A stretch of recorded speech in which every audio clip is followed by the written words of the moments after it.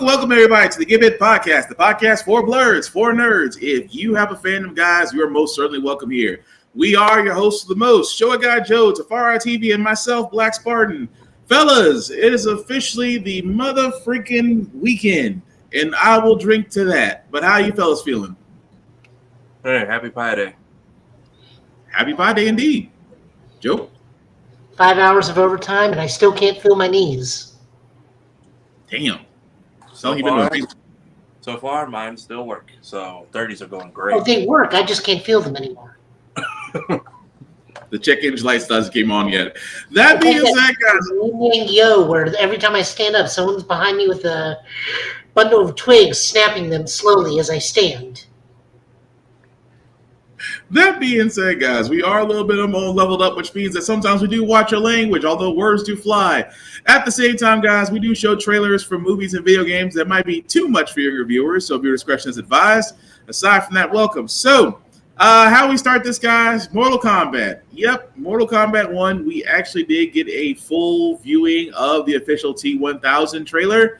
And as Joe called a long time ago, it's just basically Galatius with a skin, but still kind of worth watching.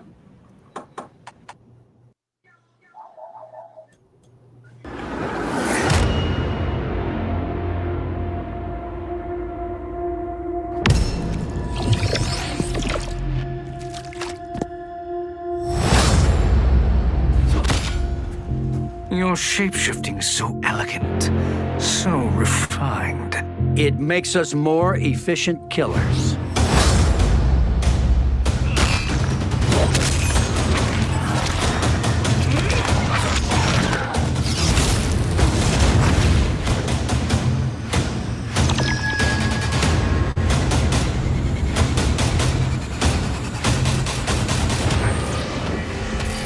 Fight!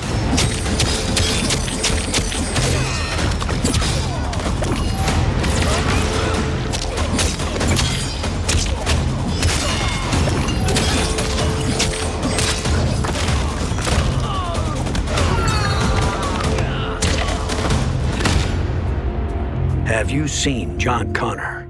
John Connor? Dude, you've got Johnny Cage.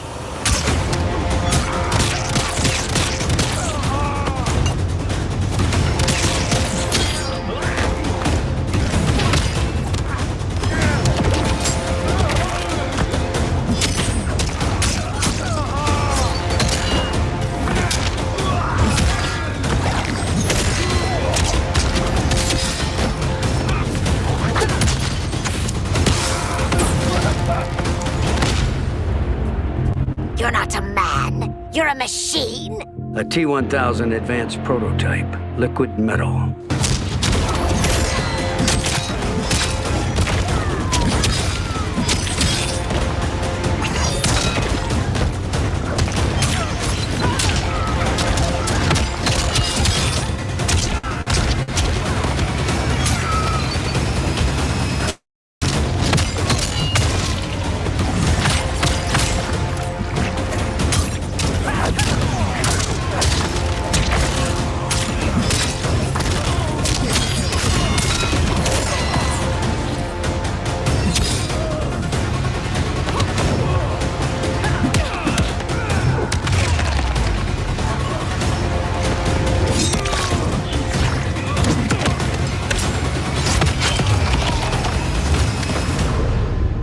Finish him.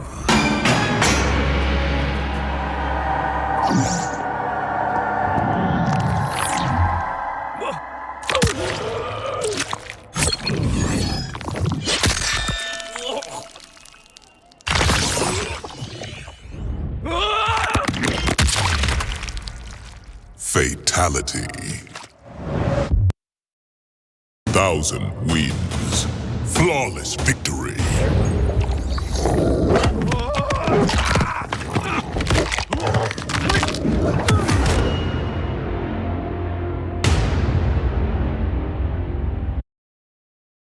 All right, guys. So that was the trailer for the combat trailer for the T-1000, coming to Mortal Kombat very soon.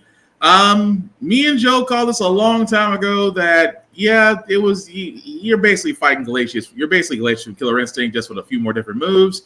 Fellas, does this inspire you guys? Because we did kind of clown on Mortal Kombat about, how they did Conan the Barbarian and how it looked, and it looks like they did hear a lot of people's complaints and try to improve on this. Is it a step in the right direction, or is it just like, let's just wait for the end? Did he not clash with Conan in that trailer? Because that feels like a missed opportunity. No. That's a different clip. Yeah. It's a special interaction clip because he flat out says you look like the T-800. Mm-hmm. Okay. I was like, I thought I saw it in one of the thumbnails, but yeah, I mean, this is the last one, or do we still have more characters? That's it. That's it. After T-1000, that's all the support that Mortal Kombat 1 is getting, according to NetherRealm Studios. Probably not the greatest to go out on. I think they definitely peaked in Season 1, especially those who know Glacius. Probably familiar with it. You'll buy it for nostalgia, or whenever they do the discount, buy it all at once pack. Still nice to have it. At this point, they're gonna keep canceling the games this fast. Just take all your extra fighters and make the Warner Brothers fighting game. Just put all the horror movie characters. Put Alien. Put Predator. Put Jason. Put Freddy. Just if y'all are gonna keep teasing us like this, just to not support it after the money rolls in, knock it off. Well, that was the problem. The money didn't roll in because this was looked on very unfavorably compared to Mortal Kombat 11, and even then 11 was looked on very unfavorably compared to Mortal Kombat 10, which was probably their most successful Mortal Kombat. Yeah, but Afterlife saved 11 though. Yeah. Me personally, I'd rather play as Madame Bo. Although no one's going to talk about the fact that her kind of in-depth move was basically the slipper, and I'm like, so y'all really just ripped off Kung Fu Hustle and think we didn't notice? Oh no, being beaten with the slipper by a little old Asian lady is tradition. My grandmother would toss the slipper before she even came into the room, and that's not me referencing Black Dynamite. I mean, you're right though, but I'm sorry. So far, what are you gonna say? I'll say, how much of this beating is her fighting style, and how much of it is trauma people faced at home? A little bit of A, a little bit of B. Just notice how that cigarette never leaves her mouth. Right. Although I still see the Lion's Roar was still a missed opportunity. That's all I'm saying. Still a missed opportunity. But anyway, if you are interested, that T-1000 will become available, guys. Again, Mortal Kombat 1 started off great, and then I don't know what happened between that and Chaos Reigns. It just didn't really add up to anything. It's because Chaos Reigns was lackluster. That's true. That is also true. But things that we didn't expect, Looney Tunes, The Day the Earth Blew Up. Tafari, I know you've seen it. Before we play the trailer, just to remind everybody what it's about. What were your impressions of the movie, sir? And does it mean that we need to? Does it mean that we need to protest harder against Wile E. Coyote versus Acme? Yeah, it is very clear they did not want this movie to come out. It is supposed to be in the vault with Coyote versus Acme and Batgirl. I don't know who went into the vault and leaked the Powerpuff Girls live action. We didn't need that at all. You chose the left door when you should have chose the right during your Telltale gameplay. It's overall, it's a good movie. Like, I don't get, because Looney Tunes has been their bread and butter since like what, the 1930s. I don't get why. Especially it works well, especially for a film that is Looney Tunes minus Bugs Bunny. It works well. And yet, for some odd reason, they choose to keep, you know what, let me shut up, because until somebody goes back into the WB vault and actually does us right, you know, we get stuff like this. But for all those that are need a reminder of what The Day the Earth Blew Up looked like, here's the trailer that hopefully will entice you guys to see it this weekend. UFO!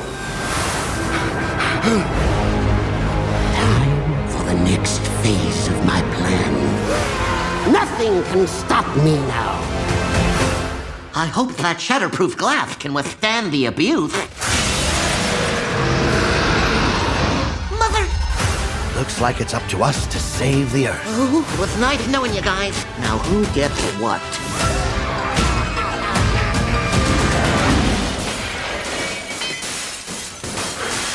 Situation is under control. There's no way we could screw this up.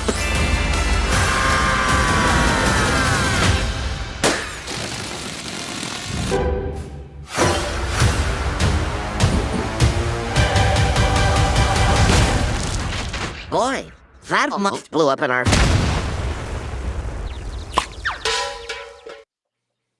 And all I can sit there and say is, if this messes up my plans for tomorrow to go bowling for my birthday, this is going to be a happy little medium to just do in place of this. But that was, guys, the trailer for Let's Get Looney, The Day the Earth Blew Up. As Tafari has said, as he's seen it, it is definitely worth watching.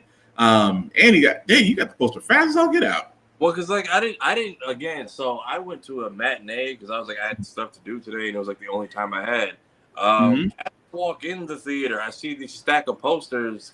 Usually Cinemark leaves them by the ticket counter, but I guess they're being like stingy now, so they keep it the usher. And I'm like, are these for the movie? He's like, yeah, go ahead, take one. I'm like, so I checked their Twitter, and I think like yesterday they just tweeted out certain Cinemark theaters, if you go, the first 50 people get a poster, which is I think less than the Sonic and Transformers movies gave out, because they usually have like oodles of them. So it's like a lot of last minute promos rolling out. So again, Friday matinee, people are at work and school, so there was only me and 4 other people in the theater, and the 4 other people in there didn't know, and I had to tell them on the way out. I'm like, by the way, y'all know y'all can ask for one of these, right? So, but it's overall a good film. It's a good, solid, full-on 2D animation film. So this is coming from somebody whose favorite movie is Space Jam. I also very much like Looney Tunes back in action in 3rd grade. Also, they very much play on this Daffy and Porky friendship that they've really established the last like decade. If you watch the Looney Tunes show, it kind of reminds you a little bit of that, because there's a whole thing in there about them basically trying to get jobs just to pay their bills. And they also kind of touch on the fact that like in the last decade and a half, they've kind of, Daffy and Porky have this friendship where Daffy just does what he wants and Porky just puts up to it to his detriment. Yeah. And they kind of make them both address in this film that, hey, that's kind of not cool or okay for you to just keep doing and then wondering why when things get important, they try to leave you out of stuff. Another character that doesn't really get a spotlight but is very prominent in this film is Petunia, who usually only shows up to be like a love interest for Porky in like short bursts, but she actually takes like a major role into this. Okay. Yeah, a lot of classic Looney Tunes bits and funny stuff and soundtracks and sound effects you'll recognize. A lot of new stuff they worked in. Like at one point, they're trying to figure out how to earn money, and there's a joke about, oh, we could try being influencers. You just got to get the look. And they start trying to do like TikTok dances and fail immediately. So it's a lot of funny stuff. Then there's the whole bit about aliens. Nobody believes Daffy when they're trying to figure it out. And then when they realize it's time to save the Earth, no one wants to believe in Daffy. It's chaos ensues. It is a good hour and a half. It doesn't drag. It goes by kind of fast. It's the Looney Tunes you know and love. I just don't get why they are acting like they never wanted it to come out. Okay. Joe, anything you want to add to that? Or would you be inclined to see it? You muted, Joe.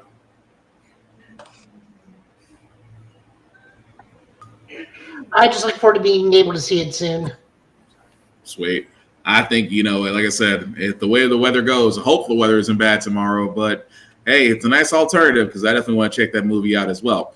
But speaking of movies, we're going to keep with it because Spider-Man 4 has announced the casting, and that casting is Sadie Sink. If you recognize her, she's in Stranger Things, the thing that we hope to see before these kids wind up going to college at this rate.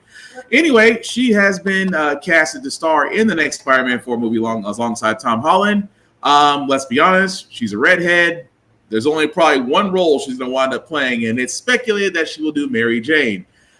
Fellas, I will ask this question just because, again, this is a rumor as far as who she's be playing. She has been casted in the movie, but they have not said officially if she will be playing Mary Jane Watson. My question to you guys, do we believe that they have found a Mary Jane Watson, or is this one big-ass distraction that she could be playing another character in Spider-Man 4? I'm not 100%. Who is this person and why is everybody about it? Well, Sadie Sink is the one that was Max in Stranger Things, the one that was Caleb's character that was kind of involved with, and his brother, the brother was just pretty much a dick the entire show. Okay, I was like, I know this character from somewhere, but why is everybody so like, for the love of God, no? I'm like, if anything, we can have a Mary Jane. I'm looking to see if we introduce a Felicia at all. See, that's what makes me think, and I'm with this. Like I said before, they haven't confirmed whether or not it's Mary Jane Watson. She could be Felicia. Just again, they recognize because they see someone with red hair. You're thinking, okay, redhead, immediately Mary Jane. But I want to say this is probably one big ass 180. Like I think that she might be Felicia Hardy. She might be a completely different character in 4 whatsoever. But I don't think because everybody immediately assumed, okay, red hair. She's going to be Mary Jane. Of all people, and let's be honest, Mary Jane is kind of that character role that they always think that somebody better could play it. And Kirsten Dunst, give her all her respect on the Sam Raimi run. You did great. Can't knock it. At the same time, you had Zendaya play Mary Jane, although that also was a red herring until Far From Home. Again, not a problem. But folks will always have an issue with whoever is getting picked to play that iconic role. But Joe, I'll toss this to you. Do you think this is a role, or do you think they're going to put her somewhere else? She's Angelica Jones, Firestar. Dang. I didn't even think about that. Which is a redhead that Peter knows only through Spider-Man and His Amazing Friends. I didn't even make that connection. And yeah, that could be it too. That also, you know what? If it is that tells me that someone has done their research. That or people are thinking she's Jean Grey. And that's how we're slowly introducing. It's like,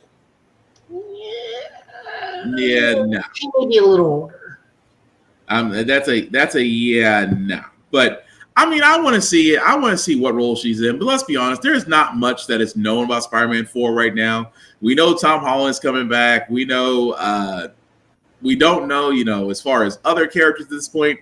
The script itself, if there is a script, nobody's talking about it. So it's just one big ass secret for the moment. We do know it's filming at the end of this year because it's supposed to be out July next year. Right. So this is going to come out before other Spider-Man movies. Go on and say it because you literally beat me by half a second. Go on and say it. This is coming out before Beyond the Spider-Verse because at this point, no one is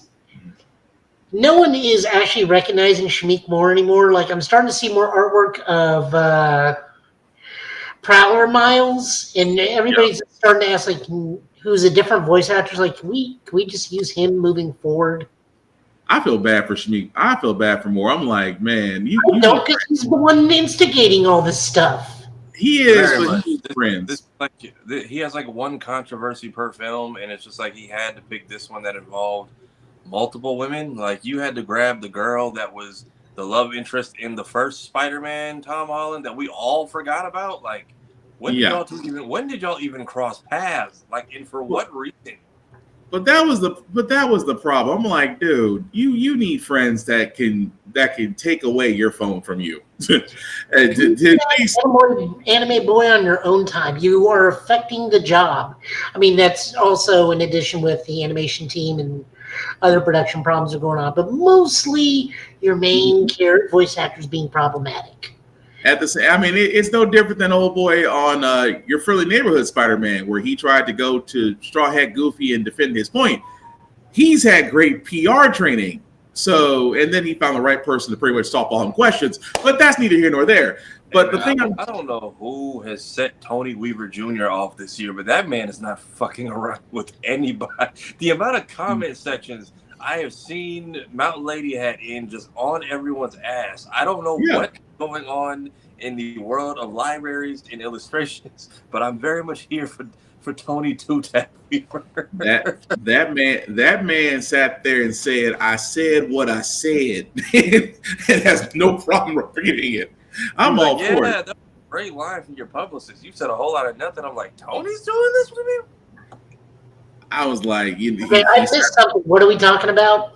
So Tony Weaver Jr., the guy with the Mountain Lady hat that has the book out called Weirdo. All his videos end with "Go get therapy." Yeah, go get some therapy. That guy. Okay.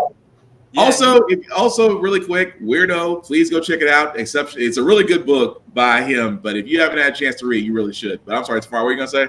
He very much does videos like that where he'll address things in his own manner. He never really goes out of his way to like chirp in people's comment sections, but he's been doing a lot more lately. So he was under that same post, like, wow, that said a whole lot of nothing. His publicist definitely gave him like ways to like spider sense dodge questions. So it's very interesting to see him take the hard route on addressing issues. Yeah, but like I said, they picked the right person to softball him. But no, but you're right, Joe. He does need to stop before he kills what is still a great franchise. Between Into and Across the Spider-Verse, those are both two great movies, and we want to see Beyond the Spider-Verse. Yes, we know budgets and things of that nature are pushing everything back, but Mr. Moore, you're not helping a burning bridge when you're pouring gasoline on it. I'm just saying. Please, goes in the words of Tony Weaver, get some therapy, go off somewhere where there's no cell service for a little while. That's all we have. I can't wait till Leonardo him. Say what? I can't wait till they Leonardo him in the movie. I just, like I said, we're rooting for you, Mr. Moore. Please, we're rooting for you. Even Jonathan Majors is making coming back. Come on now. Leonardo. No, explain why you said they helped Leonardo him, Joe. Because Jason Bateman got into some controversy, and then when Leonardo got beat up in the 2000 CGI version, he got punched. They swapped his voice actor to Seth Green and said it was due to smoke damage to his throat. Because I don't know. I missed like one arc of that show, and every time I came back, somebody was dying, and then we were getting a reset world, and I did. You came during the Triceratops season 4. I remember that there's like, hey, we're gonna nuke the world, and Shredder's like, cool. Need to stab the rat first. I'm like, what is wrong with you? I remember seeing that, like, oh yeah, it's Seth Green now because his internal organs were damaged so bad in the fight with Shredder. Yeah. And I'm like, I didn't know he got in trouble though. I thought he just got tired of it, and I had no idea that he was. No, he didn't quite get Me Too, but he said something he shouldn't have, and Nickelodeon was like, Seth, you're up. Yeah, Nickelodeon put that kibosh on there real quick. But again, Mr. Moore, please, sir, sit down somewhere and just find another love interest that's not a part of a movie. But that being said, we do have another trailer, Lilo and Stitch, the live action version, which again, I'm gonna get you guys' opinions on this. I know me and Tafar, we saw some bird's eye view, but Joe, I want your opinions on this as well. On does it make you want to watch a live action Disney movie? We have apprehended a dangerous experiment. Where is he? He escaped. He's trying to find the police cruisers. He took the red one. What hideous planet is caught in your crosshairs? A shooting star! I wish for a friend. Like a best friend.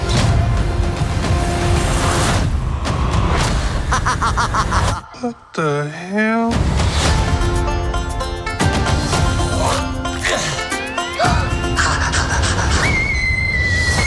He's so cute and fluffy. He is your responsibility. Got it. We promise. Yeah.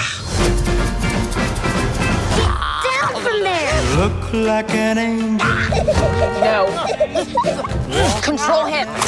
Hey, what are you doing?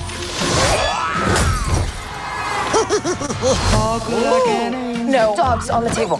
You sure that's a dog? Yeah. Rough.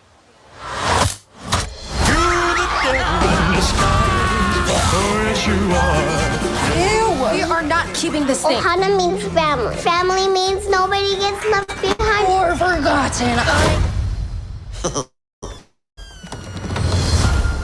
Stitch bad. Sometimes family isn't perfect. That doesn't mean they aren't good. Family. That was close. I don't think you're supposed to drink that.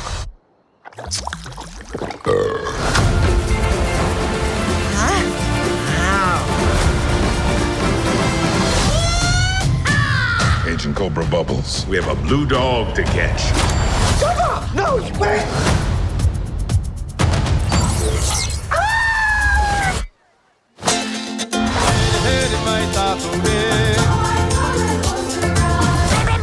No. I'm gonna give you to the count of 3, Stitch. 1.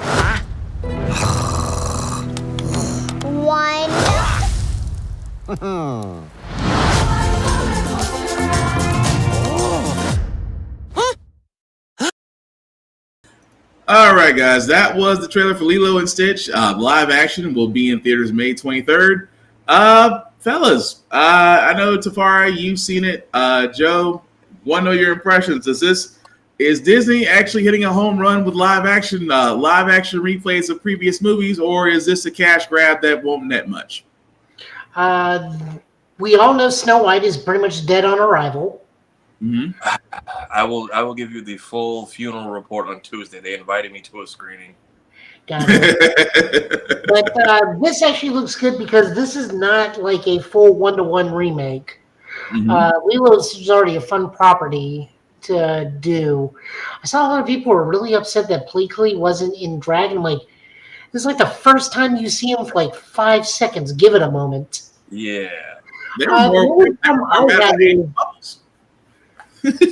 only problem I have with this is why is Ving Rhames not Agent Bubbles? He still looks the part and can do it. I'm assuming I said this on Blurred's Eye View, I'm going to say it here. I think he's still filming Mission Impossible because Tom Cruise doesn't know when to quit. Sure. I'm just being honest. I think he's stuck there. Tom has them like in space with like jetpacks linked to each other, like arm in arm filming, so nobody can go home at this point, because he was like the perfect casting that everyone was asking for. Yeah, to actually see a real life Agent Bubbles, and nothing against the actor that's getting the role to do it, but it's like we kind of wanted the guy that looks like Mr. Bubbles. Not saying that you can't do it, but we get it. Conflicts. Tom Cruise. You can only do so much. The check's already been cashed. Yeah, that was the only thing that bothered me about that. It was like, why is Ving Rhames not doing this? Yeah, that's what I was saying, because I had to go back. I was like, didn't Ving Rhames do Agent Bubbles? But again, I could be wrong. We don't see Gantu. That also, at least not in the trailer. I thought that's who the other guy who turned out the disguise was. No, that's Jamba. Yeah. Okay, yeah. I think they're saving that for a trailer closer to, because think about it. I think that first scene with the escape would be our introduction to basically the entire Alien cast, and they're either probably still working on it or perfecting some of those models. I like that they kept the guy who always loses his ice cream. I like that he's making a comeback. That scene where he sees an alien is like, yeah. Although, shoot, I couldn't imagine dropping my snow cone, but yeah, coming. I'm sorry. Go ahead, Tafar. I was saying, and then with Moana being as successful as it was, and like, what is it? I think they put out trailers, and that was it. I think this will be fine. I believe the plushie market will go crazy for Stitch. Of course. I do hope that with seeing how successful Moana was, I do hope they let them keep more of the cultural bits this time around. Like the deleted scene in the first movie where Lilo basically trolls the racist tourist. And then Bubbles is like, "Why are you like this?" And she's like, "If you lived here, you'd understand." The adult jokes. Killing Pudge the fish, you can keep that on the cutting room floor. Nobody needed to see that. So, although I did just watch Moana 2. Yeah, we did too at the house. It was good. I gotta say, it's just Frozen 2, but replace racist grandpa with angry thunder god. Yes. But it was still good though. It was still good. I will say this. They did go a certain route with Moana 2. They started had that one song that was an earworm stuck in people's ears. But I mean, it was still good. I mean, me and the family enjoyed it. We thought it was great. I really wanted the big Polynesian dude to be voiced by Patrick Warburton, so he could have like Polynesian Crunk. Because he just seemed the type. Why am I just the whole thing of him being you're talking about the one that was the painter, right? Yeah. Oh, good God. I feel like castings that they should have done, either that person was busy or they just couldn't get a hold of them. Because like for everyone talking about that one song that no one could stand in The Little Mermaid, and I'm like, I get it. The world is kind of just like off the top rope every time Awkwafina gets cast in anything. But if that's the vocal direction you wanted, you could have gotten that from Cree Summer with no effort. She was fine in Raya and the Last Dragon. Oh no, she was fine. I'm saying, but the voice, what they did for Scuttle, it sounded like Awkwafina doing her best Cree Summer impression. Yeah, because you couldn't get Cree Summer, and then I'm like, Cree, who also does music and has an album and used to sing as Foxy Love and sings as all her characters. So there's. Did you see the live action Little Mermaid? Yeah, Joe. No, and not because I have anything against it. It's just. I don't really support the live action remakes. That's in fine. General. That's fine. There's just a song where she literally is like squawking throughout it, and that's like part of the chorus. And it just a lot of people were just like, there was basically the whole thing. So the movie's great. There's one song towards the end you're going to hate with the passion, and it was the way but the way they did her voice, I'm like, you could have gotten her right there, because you could have gotten it more authentically with less effort, especially if you were going to give her a musical number that relied on that vocal direction. Right. Same way we feel about Ving Rhames not being Bubbles. You know, while we're on this, sorry, Will, I don't mean to interrupt. One last thing. We probably should have done the live action remake of Emperor's New Groove before Eartha Kitt passed away, because she could have just been straight up Yzma. She could have. That's that Treasure Planet and what there's Atlantis. Even Kree is like, they never talk about me as a Disney princess, even though I was literally a princess of my own kingdom. Actually, that was the other thing. Is also Patrick Warburton could have been Krunk. It can still be Krunk because he's still got the body for it too. Yeah, I just not thought about that. Yes, Cree Summer's character is a Disney princess, and they don't mention it. What's okay? They don't mention the princess, not Laura Danning, the princess from Black Cauldron almost ever. So, and that's also you know what? Wow, Disney kind of dropped the ball on that one. But wow, and they said you get your 7 that we picked for Kingdom Hearts, and we will acknowledge nobody else. Pretty much.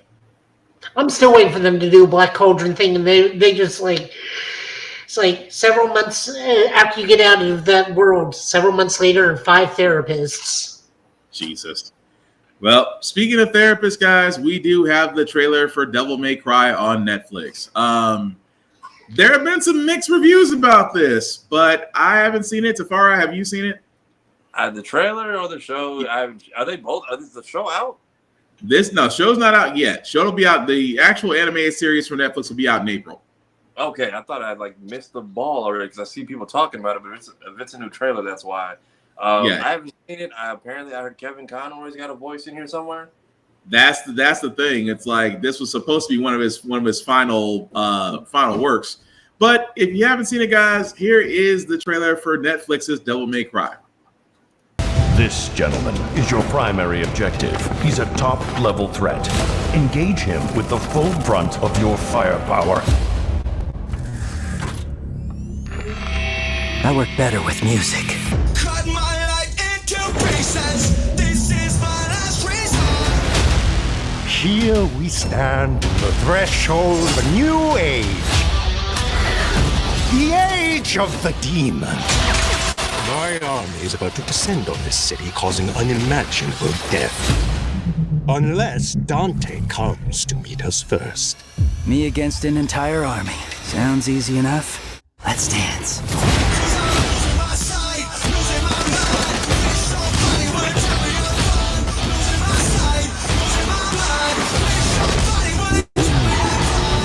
Yeah! Damn, he's cool.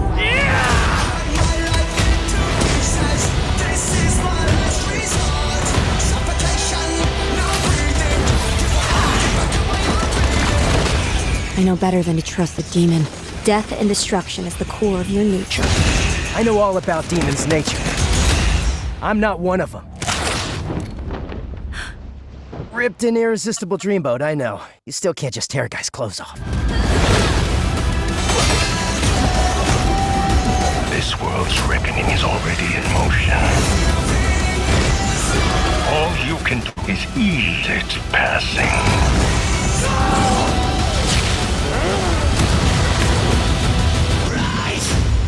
Dante, leaving so soon? We have much to catch up on, brother.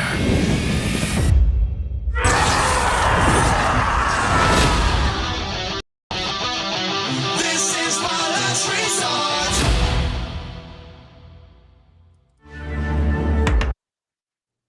All right, fellas, that was the Netflix trailer for Netflix's Devil May Cry. Will be available to stream come April the 3rd. How are we feeling? Are we satisfied? Are we worried? Or, could it have been a better song choice for the trailer? I'm not mad at it. It's very much giving that early 90s, late 90s, early 2000s, where it's like, we'll take the show. We're not licensing the music as well. Here's all these alternate and rock bands we'll put in place. But being that this was my introduction to Dante, it very much gives me all the silliness but explosion action of Beautiful Joe, where he was added in as basically like an extra character to play as in story mode. So I like it. I think it's fine. For the love of God, I know you animation grifters need somewhere to go now that Invincible's done. Please don't come over here. Joe, what do you think? It's fine. I'm kind of curious. We got Johnny Young Bosch back. Why can't we get what are they called? What's he called? Eric from Time Force, the Quantum Ranger, to come back and voice Virgil again? That's a good question. I assume either tied up or I assume that they just didn't reach out to him. I like that we get Lady back. True. That's nice. It's a different interpretation of Lady. Apparently she's with the Special Forces thing, who kind of also looks like a Power Ranger. She looks like she took her armor from the Blue Centurion. Pretty much. Also, kind of looks like they have a Power Ranger or Ginyu Force version of demons to fight Dante. Yeah, and that's the thing, and that's why I'm kind of holding judgment on this. Like, it kind of reminds me of Devil May Cry 3 as far as where they're going with it, with his awakening, and the fact that, his brother is still, not knightish as he was back in 1 and then 2, 3, and so forth. It's a different way of them telling Dante's story. So that's why I'm willing to see where they go with it. It's just that I just like the song choice. I'm used to having Devil May Cry used to have some kick-ass soundtracks. I'm just like, and you went with Papa Roach. Nothing against Papa Roach. I actually like some of their songs. But again, how you introduce a show depends on song choice. James Gunn taught us that. If you don't pick a fire soundtrack to go with it, it might turn people off. But again, say what? Apparently Tony Todd's in this as well. I did not know that. Yeah, I'm looking at the Wikipedia. Tony Todd may be voicing something. He may be voicing like a demon or something. I wouldn't be too surprised. Or if he's voicing no, I doubt they bring that character. The weird thing is this is now Johnny Young Bosch's second time voicing somebody in the Sparta family. Yep. But as long as he still sticks with Bleach, I still need the rest of my 1,000-Year Blood War. I need the rest of it. Yeah. Slight sidetrack. Don't go around telling people on the internet you have a 100-hour preview of your new Bleach game. You saw that too. Bandai Namco will immediately go, really now? I thought they sent him a code and he was like announcing, hey, so I got to like do some trial run. And apparently they were just like, middle finger to you, buddy. That man is dead. That man is RIP. That they apparently Bandai Namco enlisted the same people that were about to leak GTA 6. They come up missing. That man's in the Soul Society right now. He's not even there. He's been dropped off at the other end of Snake Way first, and they told him to walk. So the question I still have about that game, because it's still not obvious to me, is this a anime arena fighter or is this a 8-way Soul Calibur Tekken fighter? I don't know what it is yet. I don't either. I'm waiting to play it just to see so I can finally have an idea of it because, no offense, the trailers that they put out, they've been helpful as far as showing what you can do, but not really explaining what you can do or explaining how the fights are, explaining exactly what the game's about. Maybe it's one of those you need to find out when you play it types. Okay, cool if it is, but I'm just saying trailers will make or break people getting involved in things, but we will see. But again, with Devil May Cry, we'll definitely see what's going on with that come April 3rd. We do have some TV spots for video games. The first one from Xenoblade Chronicles 10 Definitive Edition. And words are hard for me right now, but if you know Xenoblade Chronicles 10, this is the definitive. Well, X, you know what I'm trying to get at. You know what I'm trying to say. I'm stuck on Roman numerals. But anyway, if you have a Switch, it's coming to it. Earth has been destroyed, but a few managed to escape. Now, stranded on the alien planet Mira, the survivors must adapt to their new home, explore uncharted lands, and fight hostile life forms. Climb into your Skell and defend the last of humanity. Xenoblade Chronicles X Definitive Edition. Available March 20th only on Nintendo Switch. Yep, told you. TV spot. I have a whole bunch of Xenoblade Chronicle games that I have yet still play on the Switch. I know it's kind of sad, but hey, I got kids. Life be lifing. I will probably add this to the pile. But Tafara, Joe, Tafara, have you ever played Xenoblade Chronicles before? I have not. Xenoblade and Fire Emblem were very much games introduced to me by Smash. Never jumped into the solo series. Very much learned the characters through that franchise. I get the appeal, but I know who I am. I'm gonna want the entire lore of everything I can get. That's why even with Zelda games, I limit myself to like the core 3 that are connected and haven't touched anything else. Gotcha. Well, Joe, I know you play more Xenoblade than I have, sir. Picking this up or waiting for it to go on sale? I already have it pre-ordered. And pre-ordered it on my thing. Oh, Tafara, you'll love this because when Xenoblade 2 goes full anime, like full anime. Like during the cutscenes or the entire game? Yes. All the above. Also, Rex is a champion. The protagonist of 2, he is an anime character for rom-coms, for anime harem rom-coms, because he gets everybody. Ah. That's good. That's interesting to know. But and then again, you see what happens to them after 2 in 3, which is the best little photograph ever. And you're like, oh, apparently monogamy is not a thing in this world. damn. Well, it comes out March 20th for 10 if you're interested in that. Also, I'm really looking forward to this one because sorry.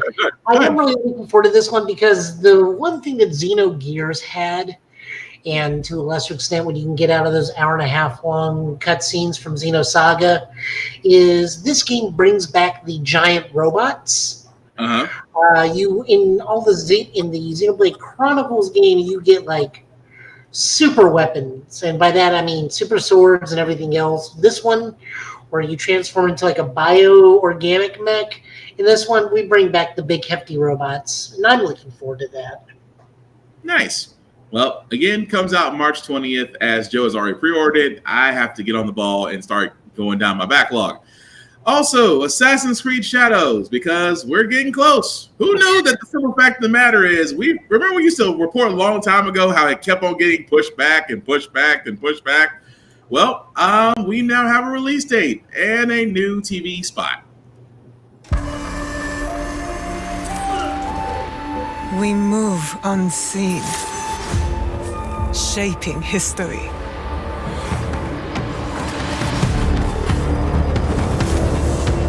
Against corruption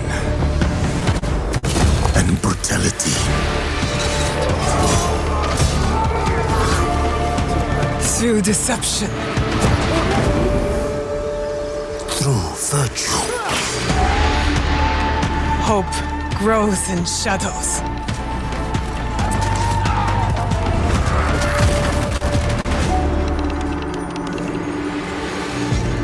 A promise whispered. A vow declared. An allegiance sealed in blood.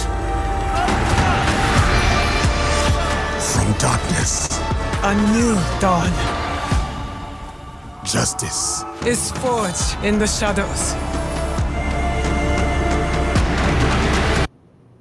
All right, guys, and that's the trailer for Assassin's Creed Shadows. Not too far off, 6 days from now, will be available to go ahead and get. Pre-orders still out there. I'm just going to go ahead and say it. With all due respect to the ninja and the storyline, I'm definitely playing the samurai. I'm definitely playing Yusuke. I'm definitely the samurai. I am not doing stealth. I am using brute force throughout this entire game because we finally get to play, for a lot of people that don't know this, yes, they are historical characters. Yes, Yusuke is a historical character. Yes, he is a black samurai. Yes, you have to deal with it. And no, I don't feel bad about telling you. But I'm definitely playing him. I know I will play the ninja co-part sometime. But again, 6 days from now, I'm looking forward to it. Tafari, Joe, what do you guys think?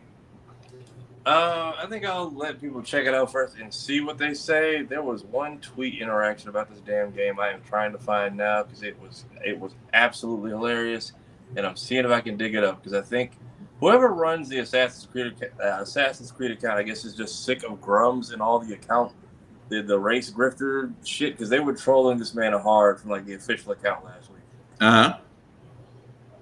But I think the game's going to be good. I think it'll do fine. I think they will at least prove themselves that any delays or pushbacks they had were necessary so that they could keep from having any day one issues. I'm hoping they make a profit. Yep, I can see that. Joe? Well, they need to make a profit because at this point, Ubisoft is banking everything on this. Yep.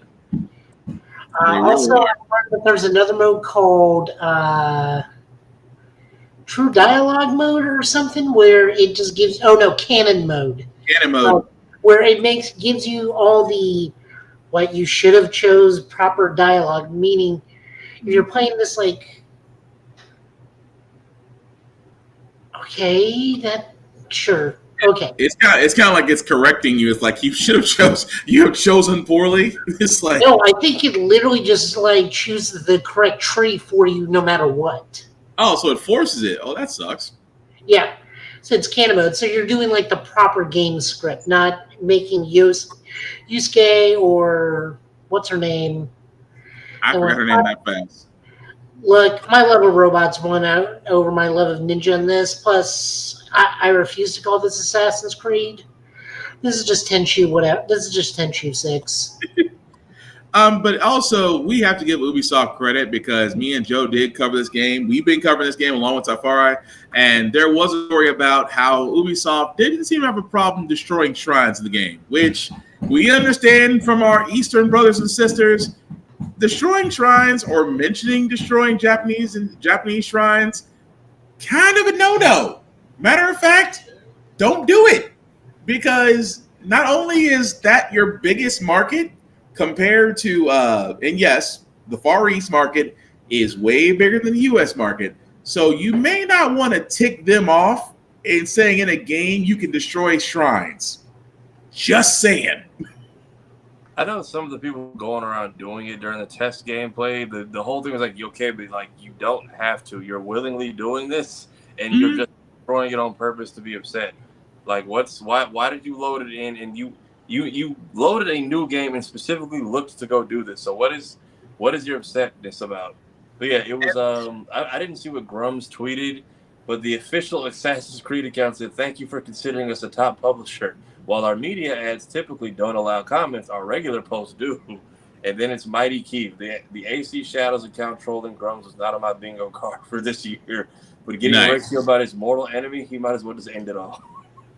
I mean, still, but yeah, that was outside of the Yusuke, because again, some folks were like, "Why do we have a black samurai in an Assassin's Creed game?" I'm like, historically, but at the same time, we've been asking for a Japan Ninja Assassin's Creed game, and we finally got it. Although in Joe's case, we got Tenchu. We got the next iteration of Tenchu in Joe's case. It's the same thing. I'm not disagreeing with you. I'm not disagreeing with you. But it's amazing to me that whenever it comes to games like this, where there's more innovation, there's more diversity, that some people have a problem with it. I'm like, quit trying to guilt shame the game into already failing. Because, like Joe said, Ubisoft is definitely rolling the ball on this heavy. It just depends on whether or not, like Tafara said, maybe they got the bugs worked out. Maybe, the rollout will be smooth. Maybe you won't have a Cyberpunk 2027 moment. We won't know.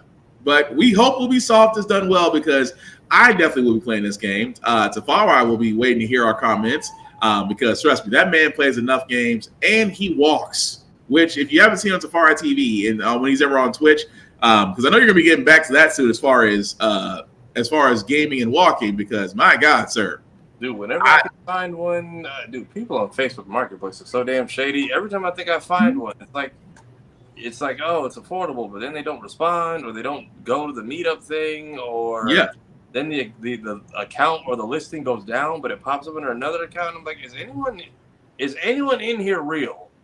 I mean, try getting a car, but no, you got a fair point. But Tafari, I'm going to keep with you, sir, because you was on assignment. I mean, Tafari is always working. He says he's on vacation, but honestly, he's always working.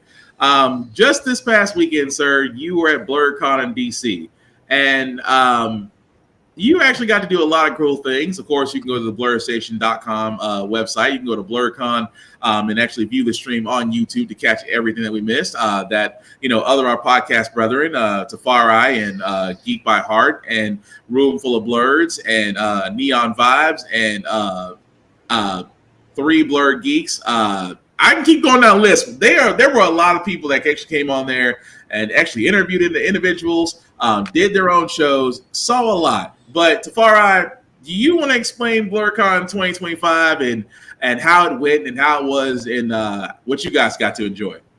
Yeah, BlurredCon was cool. I get it. They had a lot less time to plan this year. Also having to pivot from your headliner passing away, closing in on the date.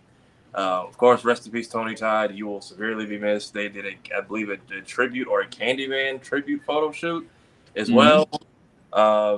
Black Nerd Convention, hang out for 3 days. Very much appreciated the cooler weather this time because between some of the heavier cosplays and the power lines and the Predator shoot that Demetrius organized, I think the cold weather worked for everyone a lot better. We got put in a different location, so when you walk into the hotel, there's like this lobby area off in the cut. So they gave us all of that instead of kind of like the little back corner area that we had last year. Demetrius, I thought was about to get us kicked out because he bojacked another television. So I thought it was about to be Atlantic Comic Con 2.0. No, so we both, it was me, him, and CJ from Three Black Geeks, and we're like mapping out the area. So I'm over here because there's like a little walk-in area, and for the 3 years I've been here, I didn't know that this part could do this. So I just take a chair and just kick it in the middle of the walkway so nobody comes in. Demetrius is over here pulling a TV that I didn't even know folded out this far. I thought it was mounted. And you see him just like wriggling it. CJ's trying to move the print because they got us in the middle of the print area of the hotel. CJ's trying to move the printer and the monitors. So we hear this guy come and say, "Hey, fellas," and we're just like, "Ah, shit, here we go." So we thought we were about to get in trouble. And the dude moves the chair. He's like, "By the way, apparently there's like this little hidden compartment and there's a door you can put together to like block off our spot." And we all just like sighed. We're like, cool. So he's not bothered by anything we're doing. So we had some sponsors this year. We had a lot of giveaways, a lot of kids, gave a lot of stuff away to kids. We had t-shirts, trading cards, posters, sweatpants, thank God, because it was cold. Tank tops. I'm trying to think what else. And a comic book. So a lot of stuff we gave out to like the younger kids. How do we kill the Yep. I'm sorry, you keep going because I was trying to get this to show the way I wanted to show, but my system decided it was gonna do otherwise. I know there's a way to kill the echo. Does everyone but one person mute? Say what? I say, is it everyone but the person talking has to mute, I think? Yeah. Okay, so try to everybody mute but me and let's see if that works. All right. No, put the photo back up while we're like this. Okay. Nope. Shit. Told you, we tried. But really quickly, guys, because I wanted to talk about it because, again, if you've never been to a con, I highly recommend that you should. BlurCon being one of those. As you can see, a lot of our podcast brethren there. Of course, Safari, Midnight Comics, Room Full of Blurs, Geek by Heart, Anime Inc., which, as you can see, all dressed up.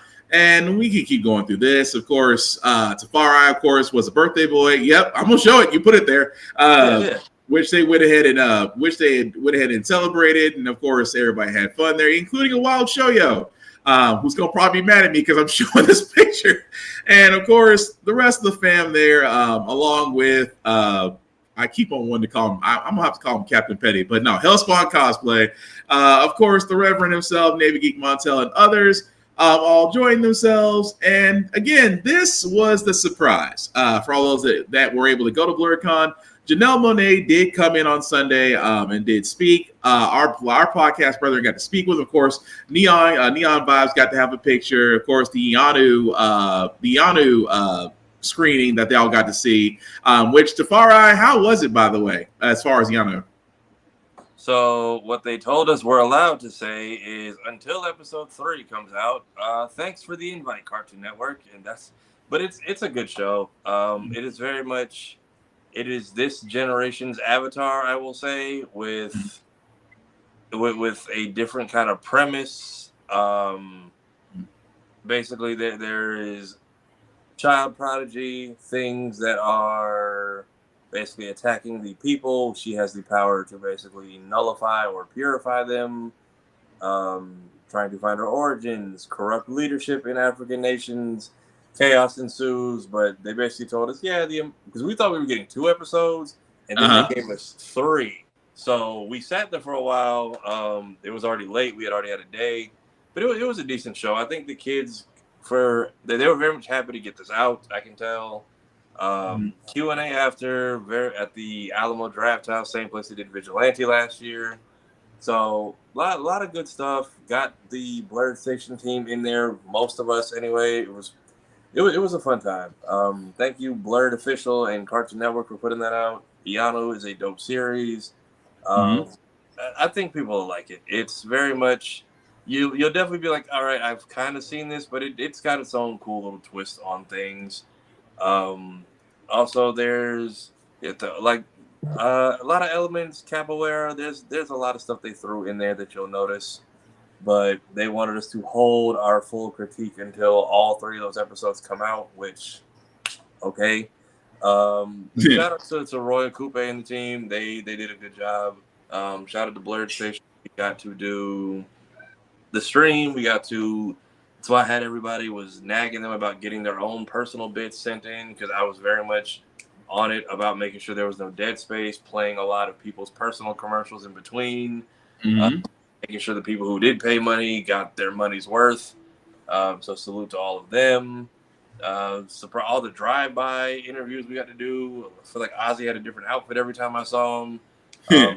Chris from Martian Blueberry getting to promote their video game with Carl and Love Jones just put out, which WalmartUnlimited.com. It's actually pretty cool, very child friendly. It's like the type of thing they have you playing on CartoonNetwork.com back when that was still around.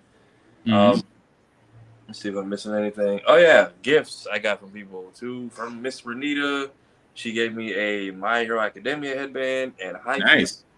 Still need to finish, and you still can't watch in English on season 3. There's one guy who's followed me for a while, but I'd never seen him in person. His name on Instagram is the Black Bob Ross, THA. He was like, "Yeah, come down to my booth, man. I made you some stuff. I've been waiting to give it to you." He made me these like custom Sonic and Shadow coasters. Nice. And then he's got these other stuff that he was like hand painting while he was. I don't know how he does this, or how he got like the gloss on it and everything. That's nice, though. I made sure these got home safely, so thank him for that. My friend Quinn, who I actually ran into on the plane because it was her birthday and her first Blurred Con as well. She got to host the panel. The people who did anime Pop the Balloon was actually hilarious and not full of debauchery as you would expect. Minus the dude who went off as Lord Frieza, even though that was hilarious. I will say it was for a Blurred Con, it was good.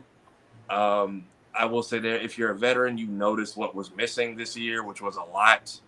I very much hope now that we have a full year to plan, we don't start putting our eggs in one basket, because Janelle Monáe was great. But that was one of those things where it's like, if you didn't get in, you just didn't get in. Whereas normally the main stage stuff is like, hey, come late, don't come at all. There's plenty of other stuff to do. Whereas we kind of shifted focus from everywhere else that there's stuff and put it all on her. Yeah. So she's also nice. She was a sweetheart. She very much has a new a card game called Kaboom. It's very much a Uno rival with its own set of rules. Very easy to play. We got to do a trial. There were elderly people. There were people my age. There were 5-year-olds playing. Everybody had a good time. Also very much helped set us up so that I could get got Flo and Kira an interview, and I very much had to snap them both into place because they were just in shock and awe. So we know, sir, and I don't mean to cut you off, because I would be remiss if I don't put the Reverend on blast, because this picture will always, because now that I have it, Navy's gonna hate me, because I will bring this up at every chance I get. For all those that don't know who this wonderful gentleman is, BlurredCon speaks, Navy Montel. I call him the Reverend because you ever heard this man speak, this man does speak in a reverent tone, and he does get your attention. All positivity, mind you. Now, if you haven't noticed, I don't know, Tafari, you took this shot, right? Yeah. Okay. So notice, and I don't mean to play-by-play commentator, Navy is making complete eye contact with Janelle Monáe. Janelle Monáe is lost in the sauce. So again, to Mr. Reverend Navy, sir, you have Riz. I just want to point that out because you made a very intelligent, wonderful woman and incredible actress and songstress. You had her stuck. Sir, teach us thy ways. That's all I'm saying. Beyond that, guys, of course, kids got to cosplay. I always love seeing kids cosplay, especially in certain characters. And like Tafari said, a couple of them did get books, which books and artware, and things of that nature. Of course, the man, the myth, the legend himself got a picture with Janelle Monáe as well as our card game. But yeah, I am glad that out of all of it, that you guys really did kill it. I mean, like I said, life was life, and I couldn't join you guys at BlurCon, but I'm glad that everybody was able to have fun. There was no shenanigans. Everybody behaved themselves. That's the kind of cons I like to go to. But again, BlurCon is coming back next year. The theme is called Geek Nick.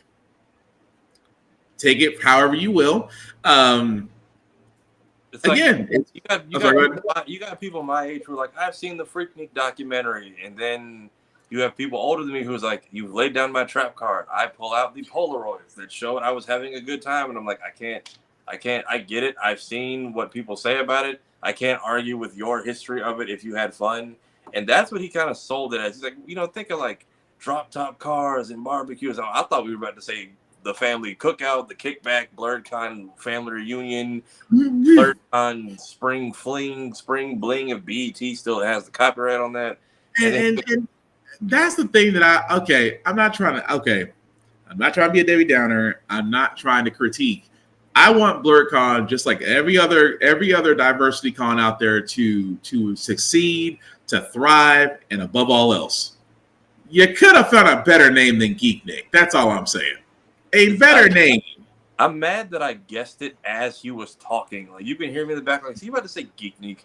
But then sure enough, the thing rolls out, cars and bars. But I'm like, y'all, if you can stage that one, bring back the rap show next year. If you want to do that properly, very much got the gift of gab. So it's if he sells it right, I'm sure. But he's just got to be prepared for a bunch of people to be like, hey, we had good experiences, and a lot of people to be like, hey, we didn't. What are you doing to make sure that? I think a few years ago did like a remix of Freaknik, but made it a family-friendly event, and it went well. So it's possible.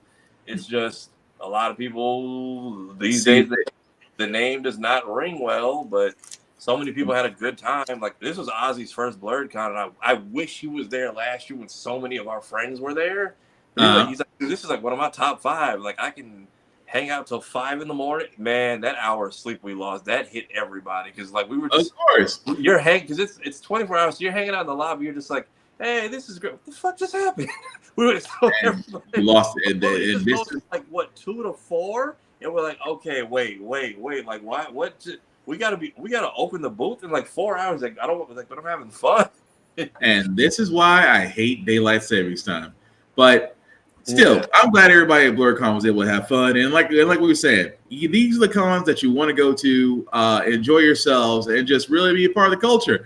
And as you can see from what Tafar and the others were able to see and do, they have plenty of fun. They have plenty of fun. So again, if you're going to be in the DC area next year, definitely check out BlurCon. You will not be disappointed.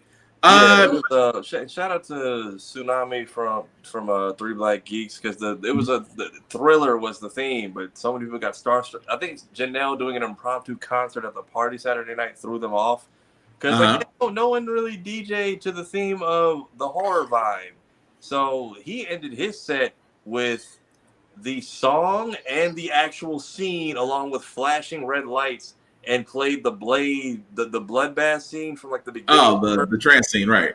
Yeah. So he's like, I want to end my set with like a horror themed thing. So he played the song, had the Blade stuff playing on the big screen in the background, and he's like, I thought somebody was gonna do that. He's like, no, we did the perfect cast about 8 more times, and nobody played Thriller. Like I think they're supposed to do a photo shoot that didn't happen. He's like, and there was gonna be a flash mob during one of the parties, and that didn't come through. But a lot of stuff kind of fell by the wayside, but it was good. Got to see Yanu, got to see a bunch of friends, got to help promote a lot of stuff, premiere a lot of projects. Janelle Monáe is such a sweetheart. She was so nice to everybody. Her team's also very nice as well. Shout out to Flo and Kira. There's about the noise cancellation on the Hollyland mics, because you can. I realized watching the footage back, you can't hear me and Navy's banter unless you like really focus.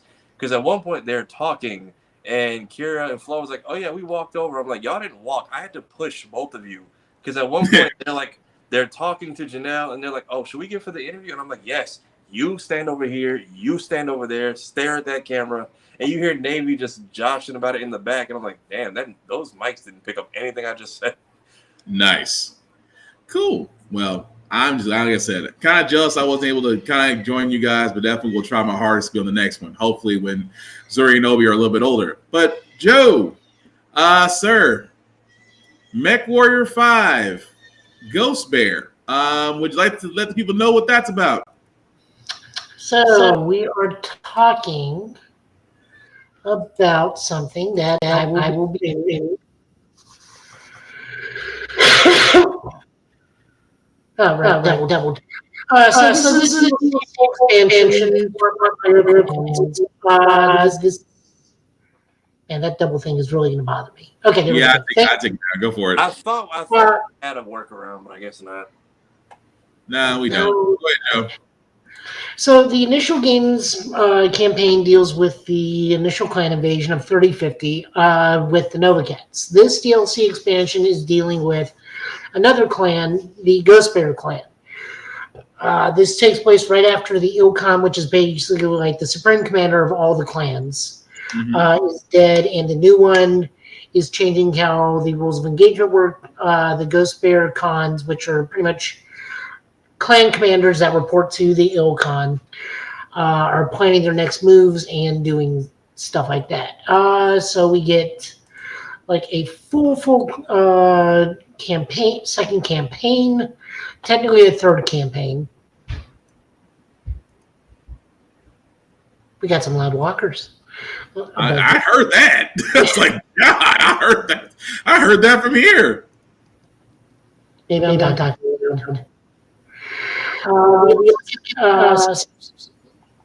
Still double audio? Huh? You got double audio again? Yep. Dang. I tried my hardest. Go ahead, Joe. I was trying to put it up there while you were talking, but talk to you must be great. Well, the game also lets you use what's called the mini-mechs, known as elementals. You can direct them during combat when you're a mech. We're over in the Draconis Combine, which is pretty much space Asia, even though eventually the Ghost Bears go and settle in space Eurasia. The game will be giving us 4 new Omni-mechs and 4 new battle mechs. The difference between an Omni-mech and a battle mech is you can actually swap out components on an Omni-mech and have different battle configurations. Battle mechs are hardpoint weapons, meaning they do not get change. We do get updates in mech labs. We get new areas of combat. We get to fight on the Hall of Spaceships in space. We're looking at a new enemy. So this is all coming out in April, so like in a matter of weeks. So I am very, very much looking forward to this. I will be streaming this because I absolutely love Mech Warrior Clans. I hope in the future we get to do other things like a Jade Falcon DLC. Maybe not certain people in Jade Falcon because they're a little bit of what our current government is like right now. Not to be political. It depends on who you are in Jade Falcon. Or Clan Wolf. They're kind of the good guys for the clan, but... Can we say anti-Tesla? Huh? Can we say anti-Tesla? I mean, they all don't really work well together unless there's someone pointing them at a common enemy. So, yeah, sure. Okay. But no, that's cool. I still got it. With mine, I still have MechWarrior 5 Clans. It's available on Game Pass. I have yet to play it because my backlog is forever growing, but I definitely want to give this a shot. And it does sound great. We couldn't show the mechs because, again, Streamlabs, Talk Studio just doesn't have it worked out. And we don't want to kill you guys with double audio. But You can actually go to the website for MechWarrior 5 Clans. You can actually see the available mechs they have there. Joe, you had mentioned a specific one that was a crowd favorite that everybody would want to try. Yeah, the Hunchback 2C. And why, pray tell, would everybody would jump on this, in case for those that don't know? It has 2 autocannon 20s, which are completely broken in the game and pretty much murder anything within 4 shots. So it's a 50 to 55 ton mech where about 40 of that goes to the guns and 6 of it goes to the armor and everything else goes to ammo. Nice. Well, Safari, have you ever played MechWarrior, or would this be something up your alley? Probably something up my alley. I think this is all. So this is an add-on, and this is a whole new game. Well, this is a whole new DLC. This is a full DLC expansion. Okay, Yeah. like most I've heard about it, like in passing, and then directly through y'all. So it feels like something I would definitely try at some point. Just trying to get through this damn Sly Cooper collection. I'm trying to finish 3 so I can have my life back. it is time consuming, but then again, it really is fun too. But definitely check that out, guys. Like we said, unfortunately, technical difficulties keep us from trying to share the screen and talk without killing your ears. We apologize. Hopefully, it will get better because we need to definitely make a change about that. So 2 other bits of news before we get to our Invincible and Daredevil Born Again reviews. This news already about Gundam GQX.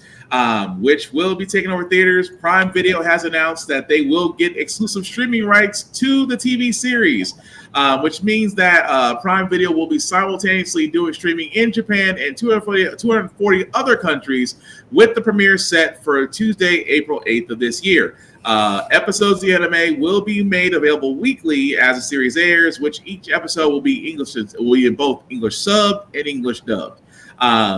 Joe and Tafara did talk about Gundam QX last month, and even I sat there and said, well, I'll still give it a shot. It's a little bit different from the Gundams that we're used to, although I'll be honest, I said the same thing about The Witch from Mercury, and after watching it, I loved it, so I'm going to give this one a shot as well. But I was explaining to Joe before we got started, I said the fact that Prime is getting the streaming rights to this, is it a little weird that of all the streaming areas that Prime is now considered one of the go-to places outside of Crunchyroll, Hulu, and Netflix?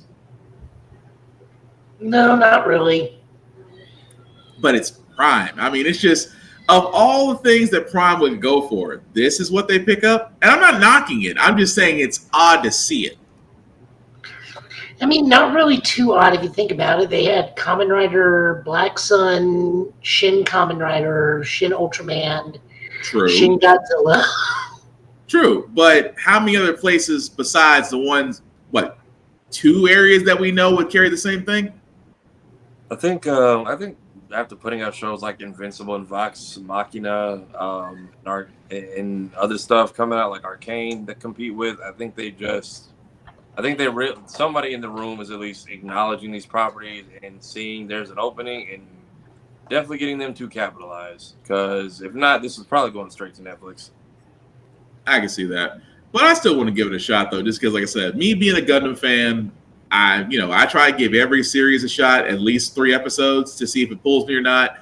But we will definitely be reviewing that come April once out on Prime. The other news that we have, again, although this is comic book related, but still, this is going to be up Joe's alley because if anybody knows anything about Thunderbolts, I usually lean to him on his expertise for this. There is a new run for the Thunderbolts coming out with cover art by, and again, forgive me if I completely screw this up, a new Thunderbolts series that'll be written by Sam Humphries. The art will be done by Steven Segovia. And drawn by Tom Lima, who also did West Coast Avengers. Now, the new Thunderbolts consist of Carnage, Hulk, Namor, Clea, Wolverine, X-23, Bucky, and Black Widow. The whole premise behind this is that, basically, Black Widow and Bucky were responding to a distress call as they are forming a new team to take on, basically, the doppelgangers of the Illuminati. So, again, if you know who the Illuminati is in the MCU, imagine if they had clones. So basically, their run is going to be taking on that group. That's the gist of what I got from it. But Joe, did you have anything else more that you wanted to add on to that? No, this is a very, very unique team, considering almost half of these guys were defenders at one point. Actually, I think the only two that aren't technically defenders are Black Widow and Carnage. And people need to remember, well, I don't think people need to remember, people need to be aware that this version of Carnage is not bad because it's Eddie Brock in the Carnage symbiote. They kind of a thing worked out every so often, so there's that. I mean, I'll read it. We're definitely going to give it a shot. Yeah. I don't like that it now has to have that asterisk for no reason, just because the movie does. I mean, it's just a new team of Thunderbolts. It is interesting that everything is an asterisk now when it comes to Thunderbolts, but yeah, I'm with you. I'm still wanting to give it a shot just because it is a different direction. It is a different team. Also, this issue will be released on June 11th of this year, for all those that are wondering. But yeah, I will definitely give that a shot. Safara, does this pull you in, or are you just looking forward to the movie, or how do you know what's your go-to process on this? I think it's cool to see everyone is doing stuff with the property and just not letting it fall by the wayside for just a movie. I would not be surprised if nobody knows what the asterisk is except Feige and the team, and now the comic book teams are just adding it just because. I also wouldn't be surprised if the movie gives us a whole alternate title at the very end. They've already got promos up in the theaters that I saw today, and it's the entire team on a Wheaties box. So, yeah, I'm not surprised to see a comic run come out of that. Is a very unique team because there was all, like you said, Defenders and other Avengers. So, curious to see how that unit ends up as Thunderbolts. Well, the funny thing is that the last run of the Thunderbolts book, when they were hunting Red Skull, is the movie team. Yeah. Oh, okay. And then the book ran out because I think the Thunderbolts movie was supposed to come out a little earlier, but because of the SAG-AFTRA strike, it got pushed back to this year. Yeah. But it's gonna be interesting though when it comes out. But yeah, we're definitely gonna review it and give our thoughts on that. Now, before we get to our comic book pools, we did have one show ending and one show leaving us in shock for people that may not know the Devil's Reign story. So we'll stick with the show that we're going to be without for a while. I am talking about Invincible. The reason why I'm bringing up the season ending and this specific picture is basically this was the closest to the comic, to the graphic novel that they've really gotten. Again, this is Conquest coming back after Mark was basically told to prepare the Earth for the Viltrumite Empire. Mark, again, was already fighting Angstrom Levy, only to turn around and see Conquest show up and say, you know, you've been given time, more leeway than anybody else, and the planet Earth is still not ready for us. And he's pretty much saying, I am basically here to assume your duties and take over. If you get in my way, I will take you out. So the entire season finale was, the long and short of it, was the battle between Mark and Conquest. For all those that don't know, Conquest was actually voiced by Jeffrey Dean Morgan. So that was a shocker to me because I didn't know. I mean, it took me a while to figure it out that he was actually voicing Conquest. That being said, Mark was kind of having a losing battle, even though Adam Eve did recover, sort of. To show up in the system. Even his brother showed up, and his brother got the brakes beat off of him for trying to help. This eventually did lead to what we thought was a death in the show, but come to find out, again, if you haven't read the graphic novel about Adam Eve, that she does find out that, you know, she can resurrect herself and others. But again, Mark finding the ability to not only break Conquest's arm, but to literally headbutt this man into a bloody mess, only to have Cecil and the others finally show up at the end, completely and utterly late. But it looks to be that he did stop Conquest, but this is before Conquest basically treated him like his father did. If you thought the subway scene was bad, there's the beach scene. This is why I said in our Facebook podcast again. I'm like, how many times will you be used as a human shield and you don't get it? But eventually, Mark does get the upper hand. Conquest is stopped. For now, the world is safe. We do see what's going to probably happen in the next season. Of course, Cecil is actually taking all the marks from the previous episode and seems to be making them into robotic soldiers. We see glimpses of previous villains that are starting to make their comebacks. The strange thing is, we did not see Alan and Omni-Man, which presumably they're still in the ship. We do see Battle Beast did win his battle and was picked up by an alien group, so we'll probably be seeing Battle Beast sometime soon. And Angstrom Levy has basically been given a decree by the people who saved him that they basically need resources from their planet, from another planet, in order to survive.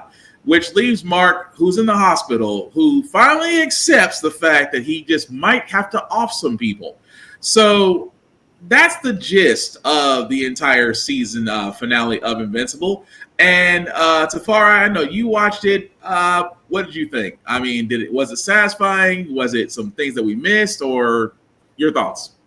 Apparently I found out the Conquest monologue was not part of the comic, so I'm curious to see if they do anything different with his return to the fray when that comes up. Also, very much, I thought it was hilarious that he basically told him, like, you're not a Saiyan. You can't just get angry and get a Zenkai boost. And then he proceeds to pull a Goku and just bite this man's shoulder. Yeah. I very much thought it was hilarious that the Guardian, as a team, they just sat there and just watched. It was like, we will beam in when this is over. We're not getting involved at all. I'm not mad at Cecil for grabbing the corpses of the clone or the variants and making them Animan, because I said that's exactly what you need to do. Grab all the other marks, even though they're clearly not as effective because they all have a Lord Frieza complex. Right. But they're clearly not strong for that reason alone. But very much take them and turn them into Reanimated, which I'm glad he's doing. I'll be honest, I get the whole he should have killed people. I don't think the Maulers deserved it. I don't think they're necessarily like the worst people. I think they're stupid. I don't necessarily think they're bad guys, because they've actually shown like concern. Even when Angstrom first like mutated, they genuinely showed concern, and that dude fried half his face off. True. I forgot all about Eve having the mental blocks. So I'm like, why do you not turn these people like into puddles? What are we doing? But I forgot she had it. Mark, I don't get why you keep doing these most amateur ass mistakes in your biggest fights. Especially if you know this is the biggest, baddest Viltrumite, why did you turn your back to people? Why did you let that happen to you twice? But that part. You didn't get that mad when your brother almost got hurt, but Eve was the line. So make it make sense, I guess. That was a Bulma moment. I was going to say that was his Bulma moment, where he just got ticked off and decided that, okay, all bets are off. But this is after your leg got broke. Your right leg got broke. Then your left hand got broken by Conquest. And all of a sudden you decide you want to fight. Right. It's like clearly because he's now fighting with one working arm and leg. Like you can fly, need him to stand, you'll be fine. And he finally starts like leveling back up, and I'm like, okay, but why have you not been doing this since the beginning? Like it was said during the Invincible War that none of the variants who came to this universe are stronger than you because none of them actually trained. Right. It's very much Goku versus Golden Frieza times 17, and most of them got killed off by nobodies. So I don't know. It's very. I've also been wondering what happened with not Hellboy for 3 seasons. So I'm glad they remembered that he's a character, because I'm like, why did we? It seemed like he had more to do before we just sentenced him back to hell for no reason. And the fact that he's coming back, as well as nobody knows where Darkwing is. Yeah, Darkwing and the other Invincible, who I don't know, got eaten by the shadow creatures. Rex. Rex was having too happy a moment. We knew that was going to not last. Rex had a Gambit moment. Once he said, "I'll be back," I'm like, "No, you won't." You and this character were not supposed to make it this far. I'm curious to see what they do with Shrinking Ray. I think Robot going by Rex now is still kind of weird, but whatever. I mean, that's a way of honoring him, but yeah, it is a little weird. I'm saying it's honoring him, but I'm like, dude, we haven't buried what's left of him yet. You're gonna take the dude's whole identity, but all right. I'm curious to see what happens with Battle Beast and these other characters and the Coalition of Planets.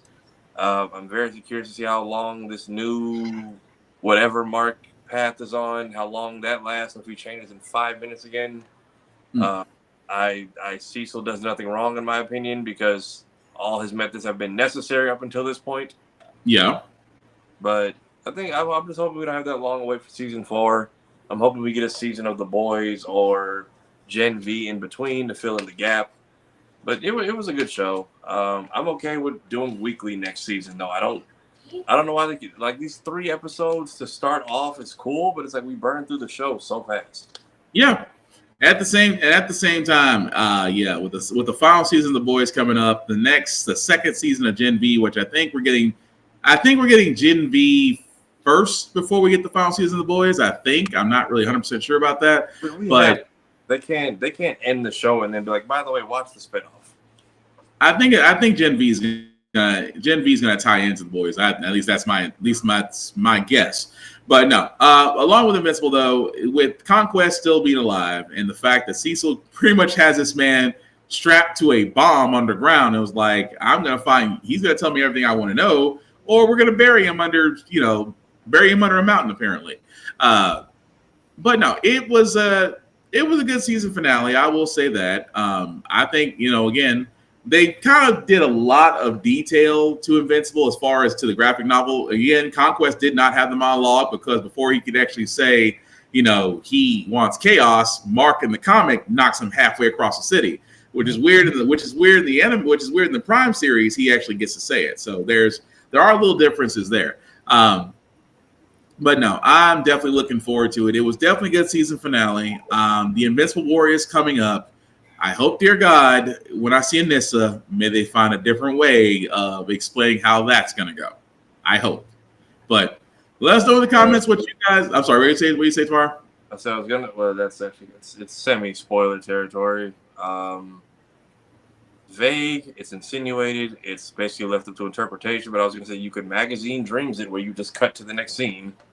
You know what? I wouldn't be surprised, but since Prime is okay with pushing envelopes, that's what makes me wonder if they're really going to do it. But again, we'll find out when the Invincible War gets here.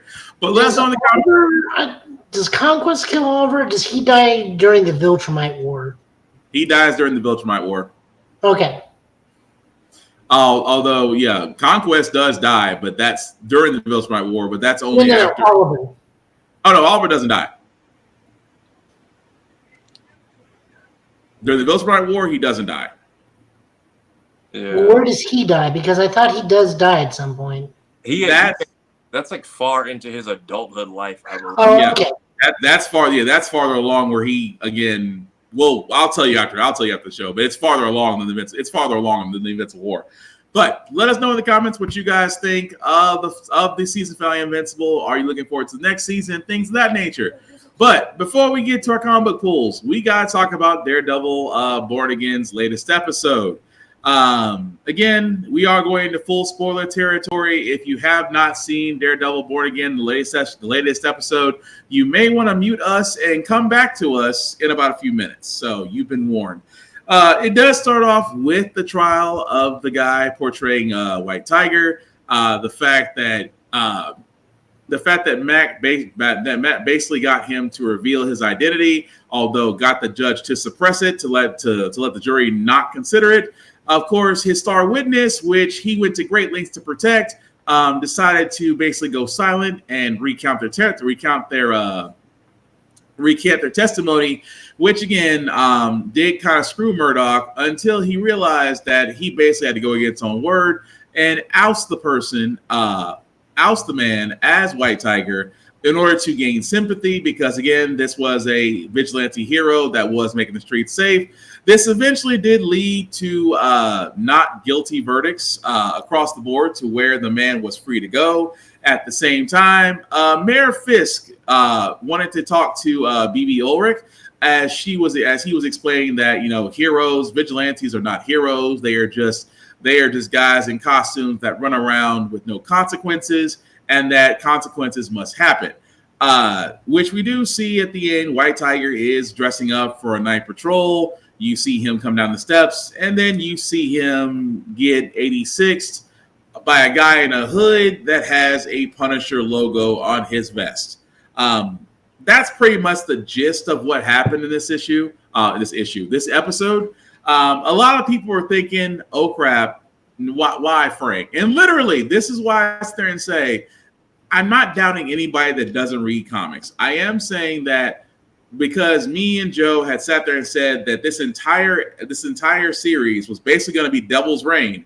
If you have not read Devil's Reign by Chip Zdarsky, highly recommend that you do. It's a lot of elements that they are taking from this, that they are putting in Born Again, that will make sense, especially in the. I mean, not one of them. I mean, I'm getting that, but I'm talking about the Punisher scene where, again, you see a lot of cops, especially cops with the Punisher tattoo, which a lot of people were kind of doing Easter eggs. You see them on the neck, you see them on the hands, and of course, cops were not very happy with vigilantes in New York anyway.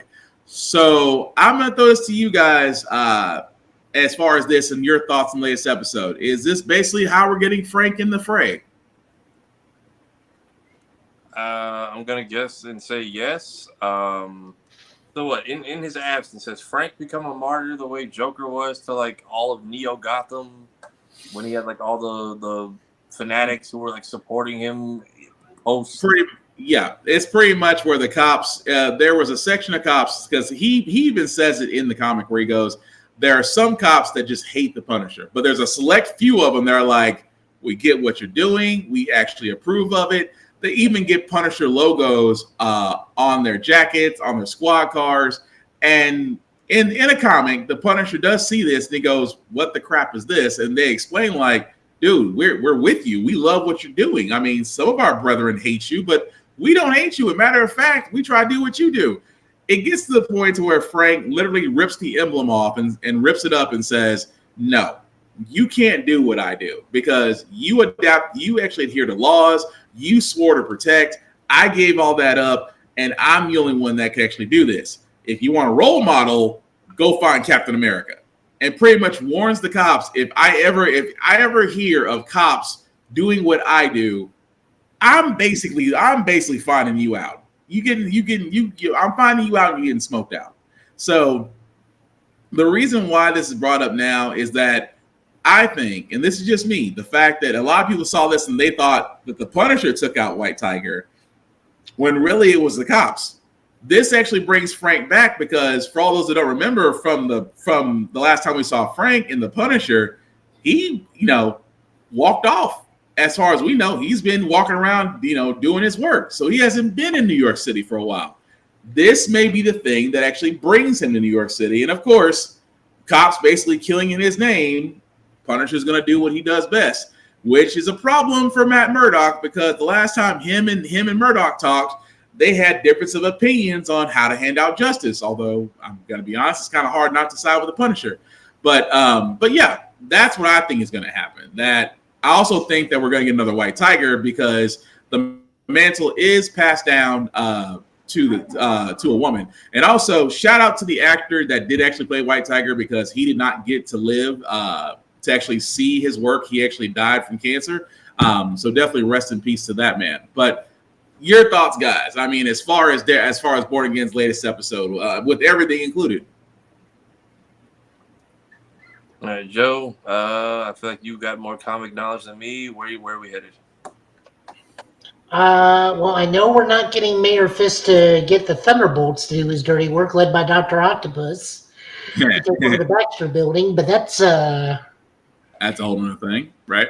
I don't think we're going to see Captain America in the sewers leading Ben Reilly and the Hulk around as the Secret Avengers. But we are teaming up with the police, well, with at least one retired officer. Mm-hmm. I don't know what we're doing because this is adapting. This is still Devil's Reign. I don't know why they call it Born Again. I guess it's just because they can't have the headline Devil's Reign. Pretty much. But definitely Punisher's coming back. That's easily said. To deal with the cops. I really do hope that they give him that dialogue. Yeah. At some point, Matt's got to get the suit, and Daniel's becoming a bigger and bigger player for Fisk. Actually, I'm starting to wonder if that's like his secret son that he doesn't know about. Actually, that's a good question. That's a real good question. Because I wonder if they're going to actually. I wonder if they're actually going to take that route. But you got a fair point. And Fisk and Vanessa are in marriage counseling, which is kind of funny. I still laugh. About Fisk. I still laugh about Fisk. Because Vanessa likes being the kingpin. She loves it, and she doesn't want to give it up. But it's kind of funny where Fisk is like, "You can still do this and be fine, but you can't. It can't have any connection to me." That was his whole thing. It's like, you can be the kingpin behind the scenes and run New York how you see fit. It just can't tie back to me. And it's almost like she still has a problem with it. It's like, well, you came back, and they all got up, which was in the first episode where he comes in. Of course, all the crime families get up and leave, and she's pissed. She's like, "You've been gone, and I've been running the business. 5 minutes you step in the room, everybody leaves. Wilson Fisk, respect." I've been gone for 5 months, and yet I can still intimidate people. But no, it's going to be interesting to see it. I mean, of course, they're going to find some way to coexist. But yeah, the big thing with Matt is that now that he says he's not trying to fight, but every choice that he makes is taking him back to the suit. So again, it's like, how long are you going to sit there and be a pacifist when you literally just beat 2 cops. One cop literally just did a modified L on a kitchen floor just because you kicked him that way. You can't sit there and say. I thought that dude was dead. I am surprised he got up from that. Right. We didn't even see the other cop whose arm he broke. Nah, I'm pretty sure he was still on the ground. He's still in that kitchen floor. Well, because remember, he confronts him in the bathroom and then in the courtroom, and he's like, "Oh, I heard you got a black eye." And yeah. Like, I'm very much, this is the street level stuff I'm okay with for Marvel. Even with Secret Invasion, I was saying this is very much going to set up more political stuff than it is galactic, and here we are. It's like the post I saw earlier. It's like, it's an insane time for politics in the MCU. You got Bucky's running for Senate. We got a Red Hulk president who's now in the raft and replaced by God knows who. We got Al in the Shadow Organization or whoever running, maybe even the Hand, who knows, at Avengers Tower. And we've got Fisk as a mayor calling out Daredevil, Punisher, and Spider-Man.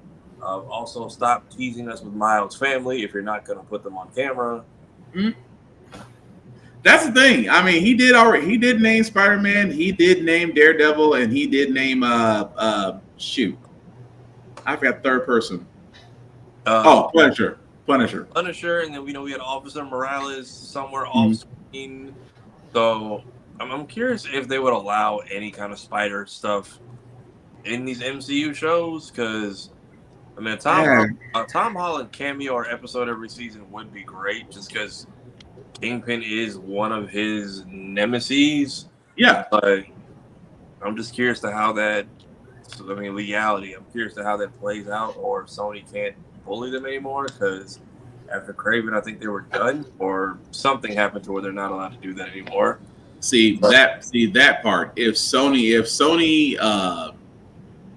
doesn't loosen the reins a little bit, because they're still in this, we can still make great movies and all this stuff, and they're never going to sell the rights. I mean, they will lease the rights, but they will never sell the rights back to Marvel, even though Marvel has named their price multiple times, but they're just simply not going to do it. I do agree with you, though. Spider-Man does need to make a cameo. I think, whether it's actually, the thing about this is it going to be Tom Holland, if you really want to be honest, because you could get away with just a sighting, but not the actual person. I thought that's what they were going to do for Hawkeye, because they both take place around Christmas, where the end of the film is. So I thought he was going to swing by, maybe just web someone to a wall and be like, "You got it," and not anything that can have a sighting, no dialogue. Someone just shoots a web and he's like Family Guy. Everybody gets one, or just salutes and swings away. Something. I'm curious if people get the Miles family at all now that his dad has been name dropped. we've seen the Prowler in the Spider-Verse movie, and he has potentially not been blipped, so he's had time to age. Yeah. So, also with the way Frank was bearded and crazy in the trailer, I'm curious to see if this brings him out of hiding or if they get a manhunt going to blame him for this killing. I'm curious to see if the White Tiger doesn't have any kind of reflexes. Like, how did you just let that walk up and happen? Is my question. I mean, supposedly the ambulance is supposed to give him enhanced senses, so that's why I'm like, he must have just either just toned out or just wasn't paying attention. Because I'm like, wait a minute, he's basically on the same levels as Spider-Man, just not as advanced. But again, I have to leave that be because I'm like, I guess it's the way for them to push forward the story to bring Frank into it. But Joe, any other thoughts on Born Again? Latest episode, sir? No, good episode overall. I enjoyed it. I thought it was Frank too, but now you make a pretty decent point. It's probably just somebody with the Punisher vest. Yeah, because I think he'd be because Frank would be more pissed about people killing in his name than anything else. But I'm sorry, what did you say, Tamara? So, do we think Foggy is gone? Because God, that is a ballsy start to the show. That is. I don't be honest. I don't think he's gone. No, he's dead. I'm gonna be honest because someone brought up this theory. I don't want to believe it.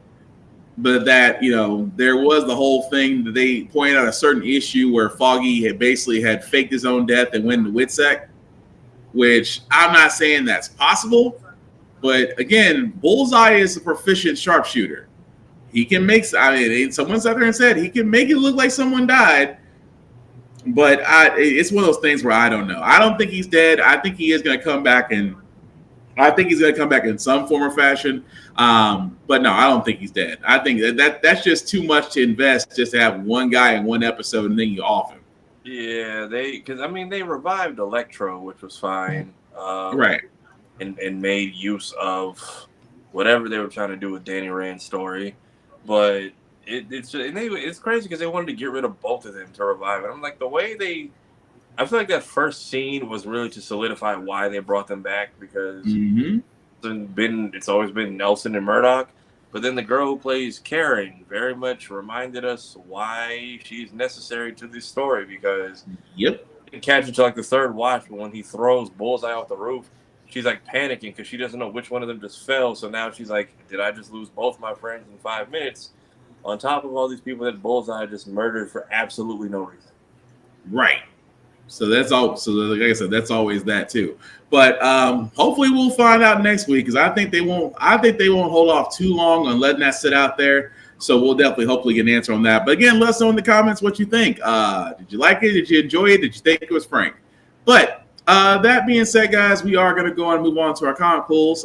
Before we get to that wonderful part, we do want to shout out to Rick's Comic City. Again, Nashville's number one place to go to for comic books, for Funko Pops, for collections, for movies too, for movie posters, you name it, they got it. 2 locations, Nashville, Tennessee, and Clarksville, Tennessee. Of course, rickscomiccity.com, you can use that as well. We like to show them love because you see our television, you see our faces on their televisions, where they show us love, so we want to show them love. At the same time, guys, if you are not in the Middle Tennessee area, please support your local comic book stores, support your local libraries, support your local bookstores. Why? Because they need our patronage, they need our dollars.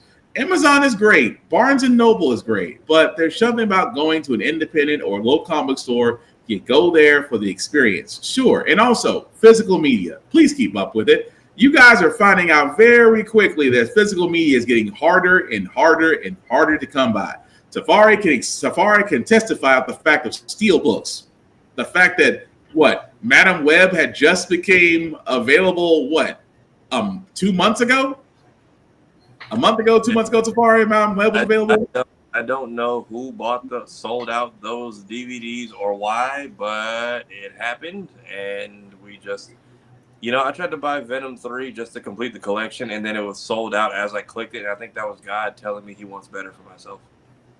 Yeah. So again, buy physical media. Digital's great, but what happens when the power goes out?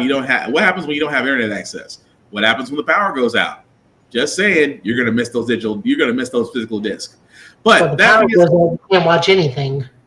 Well, if you're like me, you got a generator because Harbor Freight had a sale. Harbor Freight had a sale, so I was at the ready. I said, never again. But you are right. If power does go out, hopefully again you'll stay safe, especially here in the South, because we do have rounds of severe weather coming. Hopefully everybody will stay safe and dry. Hopefully. But Joe, I do see that you got your stuff up, sir. So whenever you're ready. Okay, how bad is this going to double?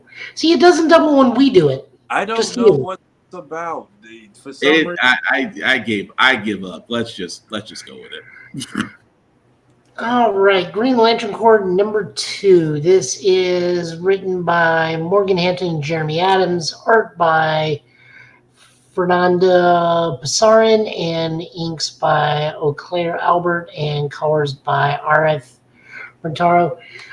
Basically, we're catching up on what the former Red Lantern Corps is going on now that they are depowered.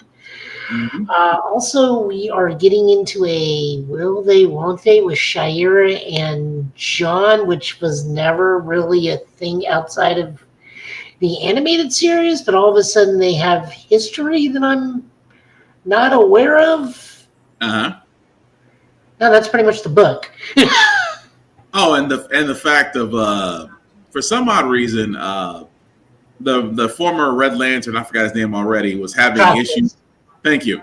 Having issues being Green Lantern, and Kilowog kind of noticed it. Like you'll get used to this. And of course, the sorrow it's interesting that Kilowog was not affected by the sorrow. Well, that's because he's dealt with his pain and sadness. True, but it was just like Kilowog kind of looked at him and said, "That's your ability." It was kind of an insult. He's like, "That's your ability to make me feel bad." He's like, "Sir, you late." I went to therapy. Really, this dude's weakness is probably just going to therapy. Yeah, that's the part that was the part that killed me by it. But no, it was an interesting issue. It does set up for a longer story. But yeah, John and old girl, they awkward. It made no sense to me because I don't remember them being a thing outside of the animated series. They weren't. That was only in the animated series, as far as I can think of. But yeah, it was just the closet scene while the dang cat, I can't stand that freaking cat, was patrolling. It was a really weird scene, really weird closet scene in that. But still a good issue though. Yep. Next up, we got X-Men #13. This is X-Manhunt 4 of 7, written by Jed McKay, inks by Sean Parsons, and coloring by Fuentes Sujo.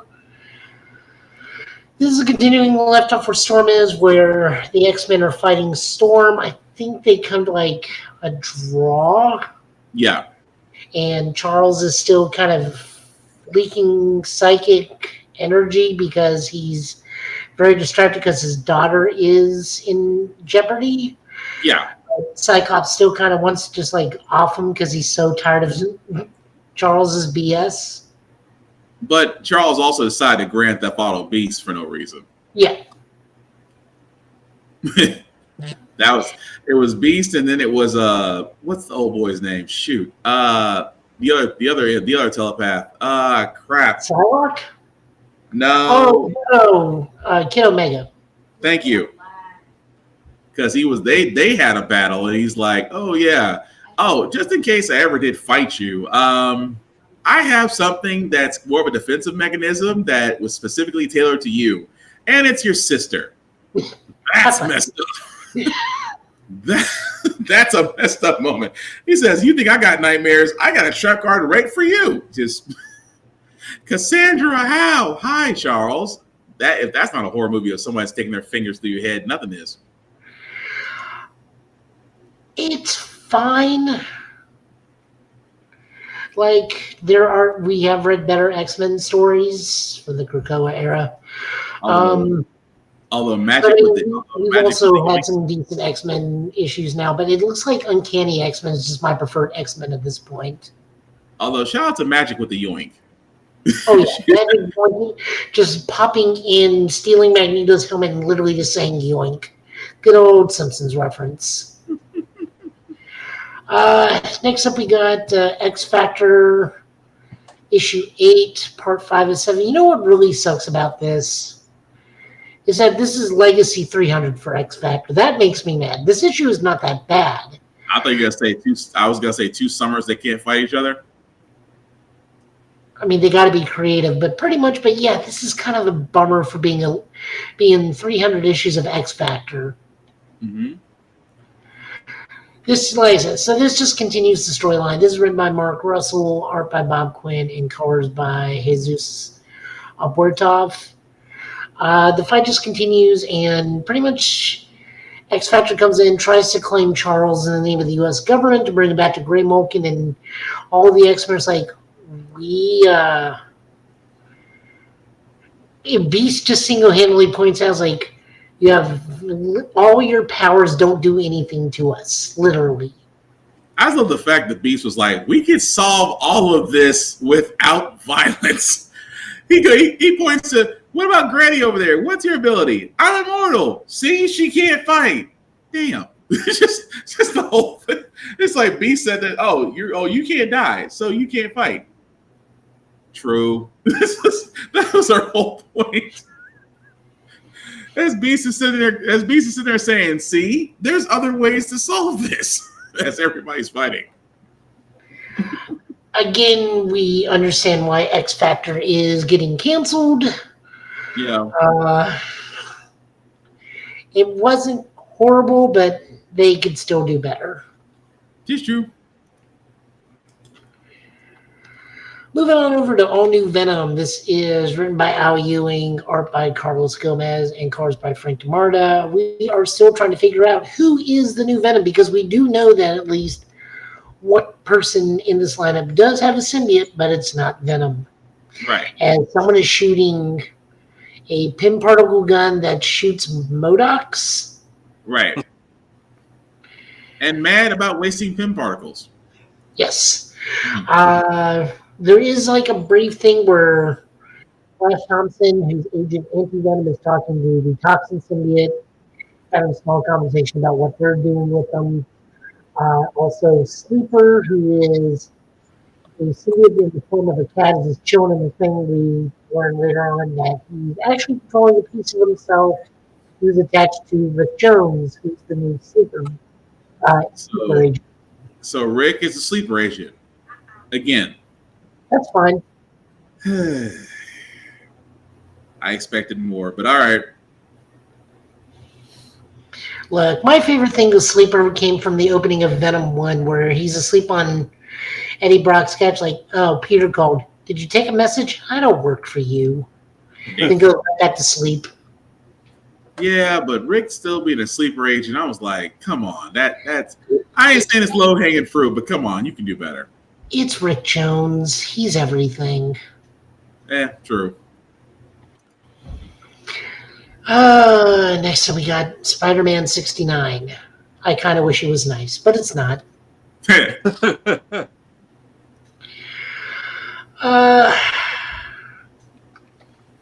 How do you explain Doom actually doing his job? You don't, because he's not.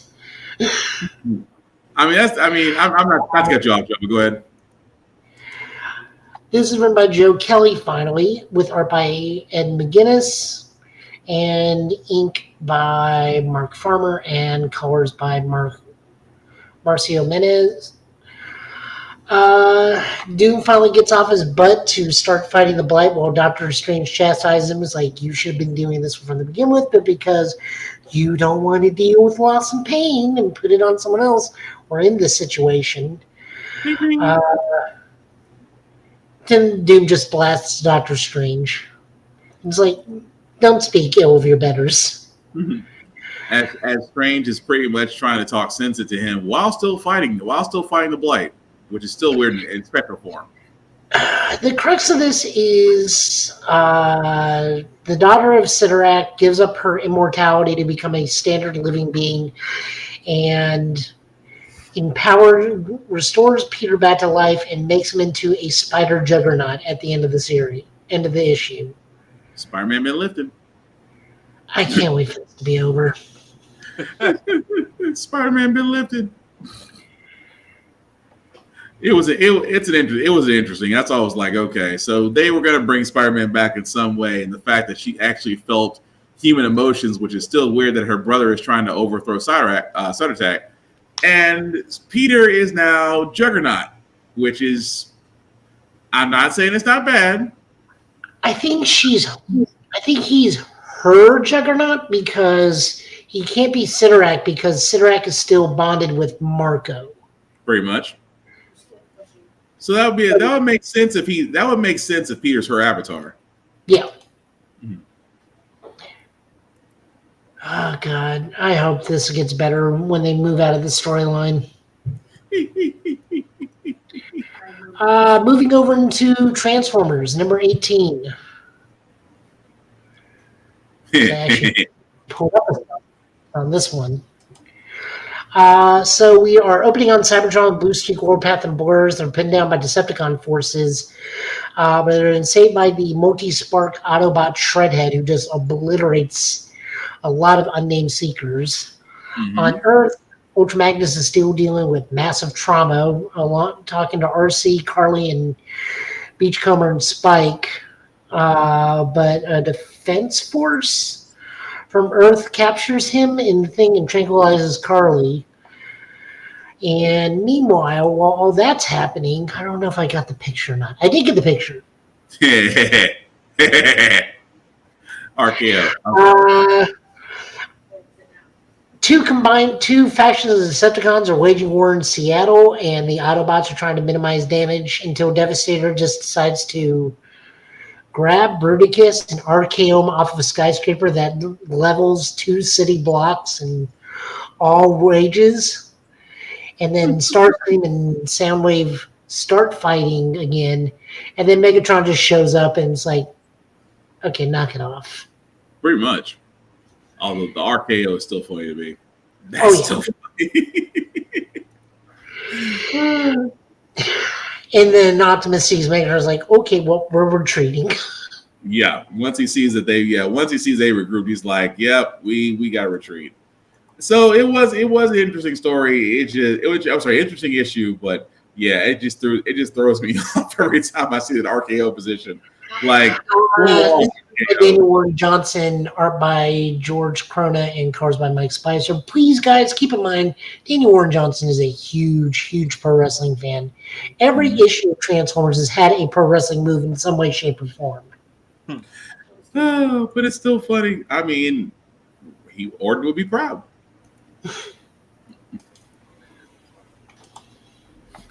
Moving on over, we got Void Rivals.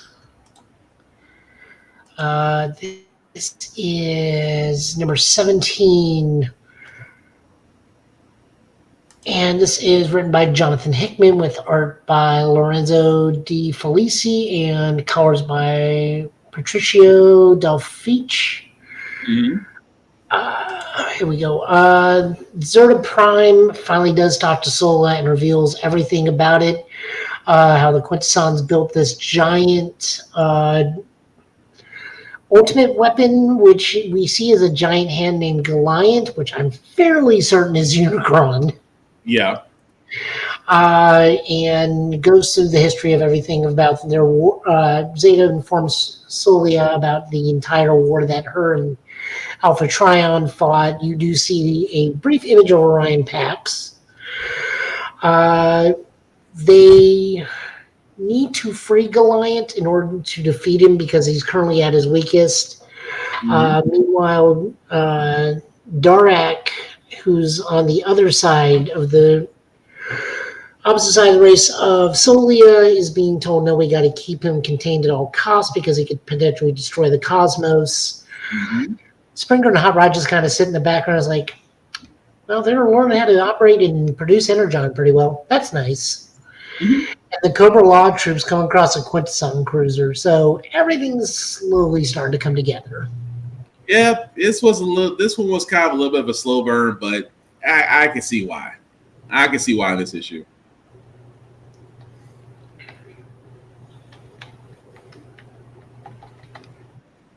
I forgot to put up road stuff. We'll just end there because we're running low on time. Okay. All right. Well, thank you, Joe, for the comic book pulls. And as we usually do here before we wrap up, to let people know what we're doing, I start with the man, the myth that I have to say 3 times now because apparently I've been Booker T. Safari, let people know what you're doing, sir. Yeah, posted my review of this film. Please go see Looney Tunes: The Day the Earth Blew Up. It is a very good film. Please give 2D animation a fighting chance. I don't know why they're advertising it like it's only out today and today only. A lot of Looney Tunes hijinks. Thank you, everybody, for the birthday wishes. Thank you, Blurcon, for all the birthday gifts. I need to find room for all of it now. Need to finish these anime. Thank you all for the headbands. Thank you, Janelle Monáe, for the card game. To be on the lookout. I have mail stuff I need to unbox, steel books I need to unbox, comic books to unbox. Still working on 2 different edits for this Janelle Monáe release that we got to do at BlurredCon for both our friends. Stay tuned. I also may be taking over their YouTube channel for a little bit. I have also been summoned to go see Snow White on Tuesday, so stay tuned for whatever that's going to be. Haven't seen the original, so this will be an experience. Also trying to get my PC stuff set up, so I will get back to streaming once I'm caught up on all of that. Video possibly dropping tomorrow if I don't fall asleep at my computer, but stay tuned. A lot of gears turning, a lot of stuff happening. You'll see me all over the place. Cool. Joe, want to let people know what you're doing, sir? As soon as I switch off, there we go. Want to let people know what you're doing, sir?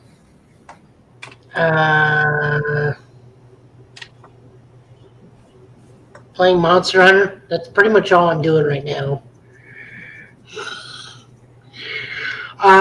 Just slowing on the streaming at the moment. I'm probably going to wait for MechWarrior to come back up before I stream again. Also, just because that free online MechWarrior multiplayer style game just wasn't netting any views. So we'll go back to stuff that actually does net views, and we'll pick up MechWarrior with Ghost Bear. Other than that, living life. Nice. Right. Well, let's see if I can get the screen to switch back the way it should be. Let me try it one more time. There we go. Now, as for myself, guys, some shameless plugging before we do get out of here. Shout out to APR TV, alwayspressrecord.com. Why? Because our show can be seen there, along with other shows there. As I keep saying, guys, this is the table. This is the network that our podcast, that our content, and most importantly, our dollars should be going to. Why? Because Tubi is great, but Tubi is also well worth over $100 million. At the same time, guys, it's owned by the same guys who own Fox. Again, why should their dollars be going? Why should our dollars be going to make them rich? It should be us. So definitely check out APR TV, the app on all smart devices, or alwayspressrecord.com. Also, BlurStation.com. Again, we talked about BlurStation earlier. We talked about BlurStation earlier, covering BlurCon with the stream. But BlurCon is also just a many caveats. BlurStation is also an entertainment hub. You can watch movies, television, music, things from there, all for the low price of $10.99 a month. If you do want to stream BlurStation, simply go to BlurStation.com, select the Join Now button, select the Blurred's Eye View Affinity membership, and select anybody there, including Tafara TV or myself, Black Spartan, and many others out there. We'll all appreciate it. But again, $10.99 a month to stream BlurStation. After 36 months, you do get the ability to own a piece of BlurStation, and it's never been more easier to own a piece of a network conglomerate like that. So definitely check that out. Also, before I do get to myself, I do want to always shout out people because we get shouted out on other shows as well. Definitely do want to shout out, again, Blurred's Eye View. Again, that's where you see myself and Tafari and others on there. You can follow Blurred's Eye View on YouTube, Twitch, and Facebook with new episodes Tuesdays and Thursdays. Because, Tuesday's episode was great because we went on a tangent about Doom and the fact of his knowledge. Definitely want to go back to Tuesday's episode. Thursday, we did cover BlurredCon. Of course, experiences there, things got to happen. A little bit of the pictures you actually got to see today. So definitely check out the latest episodes from Blurred's Eye View from all socials. Also, follow Room Full of Blurs on YouTube as they have new episodes between Lady Mandalore and Navy Montel. As they usually have new episodes every Sunday at 6.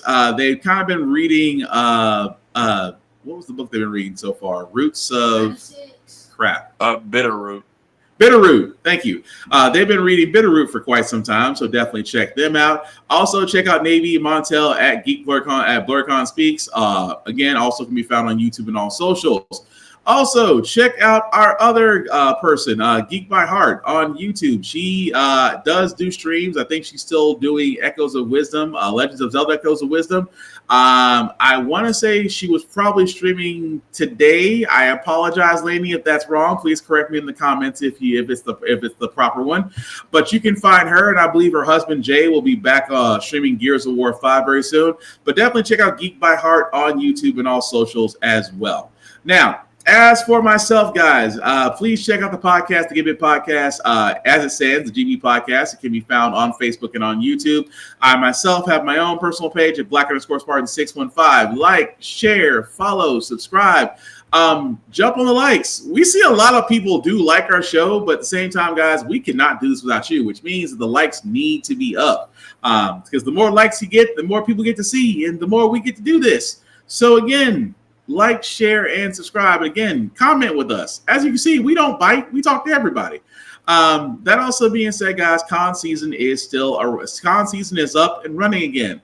The same rules still apply. Respect the cosplayer at all times. Cosplay is not consent. Treat people like human beings. Decent human beings. It's not that freaking hard. At the same time, guys, I got kids now. Kids are walking petri dishes, which means if they get sick, I get sick. So please, guys, wash your ass, wash your hair, clean clothes, clean hygiene, because if my kids get sick, then I get sick. And if I find out that you got my kids sick, I'm whooping your ass.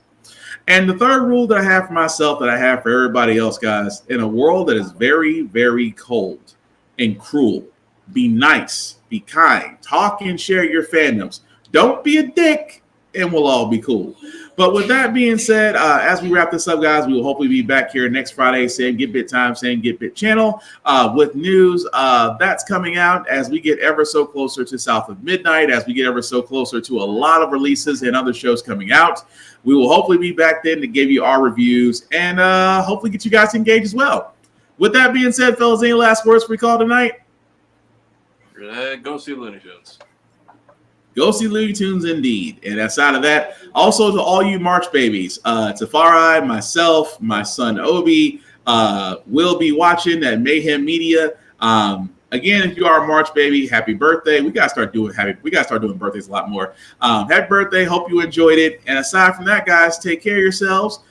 Please protect your peace, check on your people, check on your strong friends as well as your friends that might not be as strong. At the same time, guys, find something that makes you laugh. Do something that makes you smile. Do something that makes somebody else smile. Outside of that, have fun. The world's going to be all right. Take care of yourselves and each other, and we will all get through this, guys. Peace.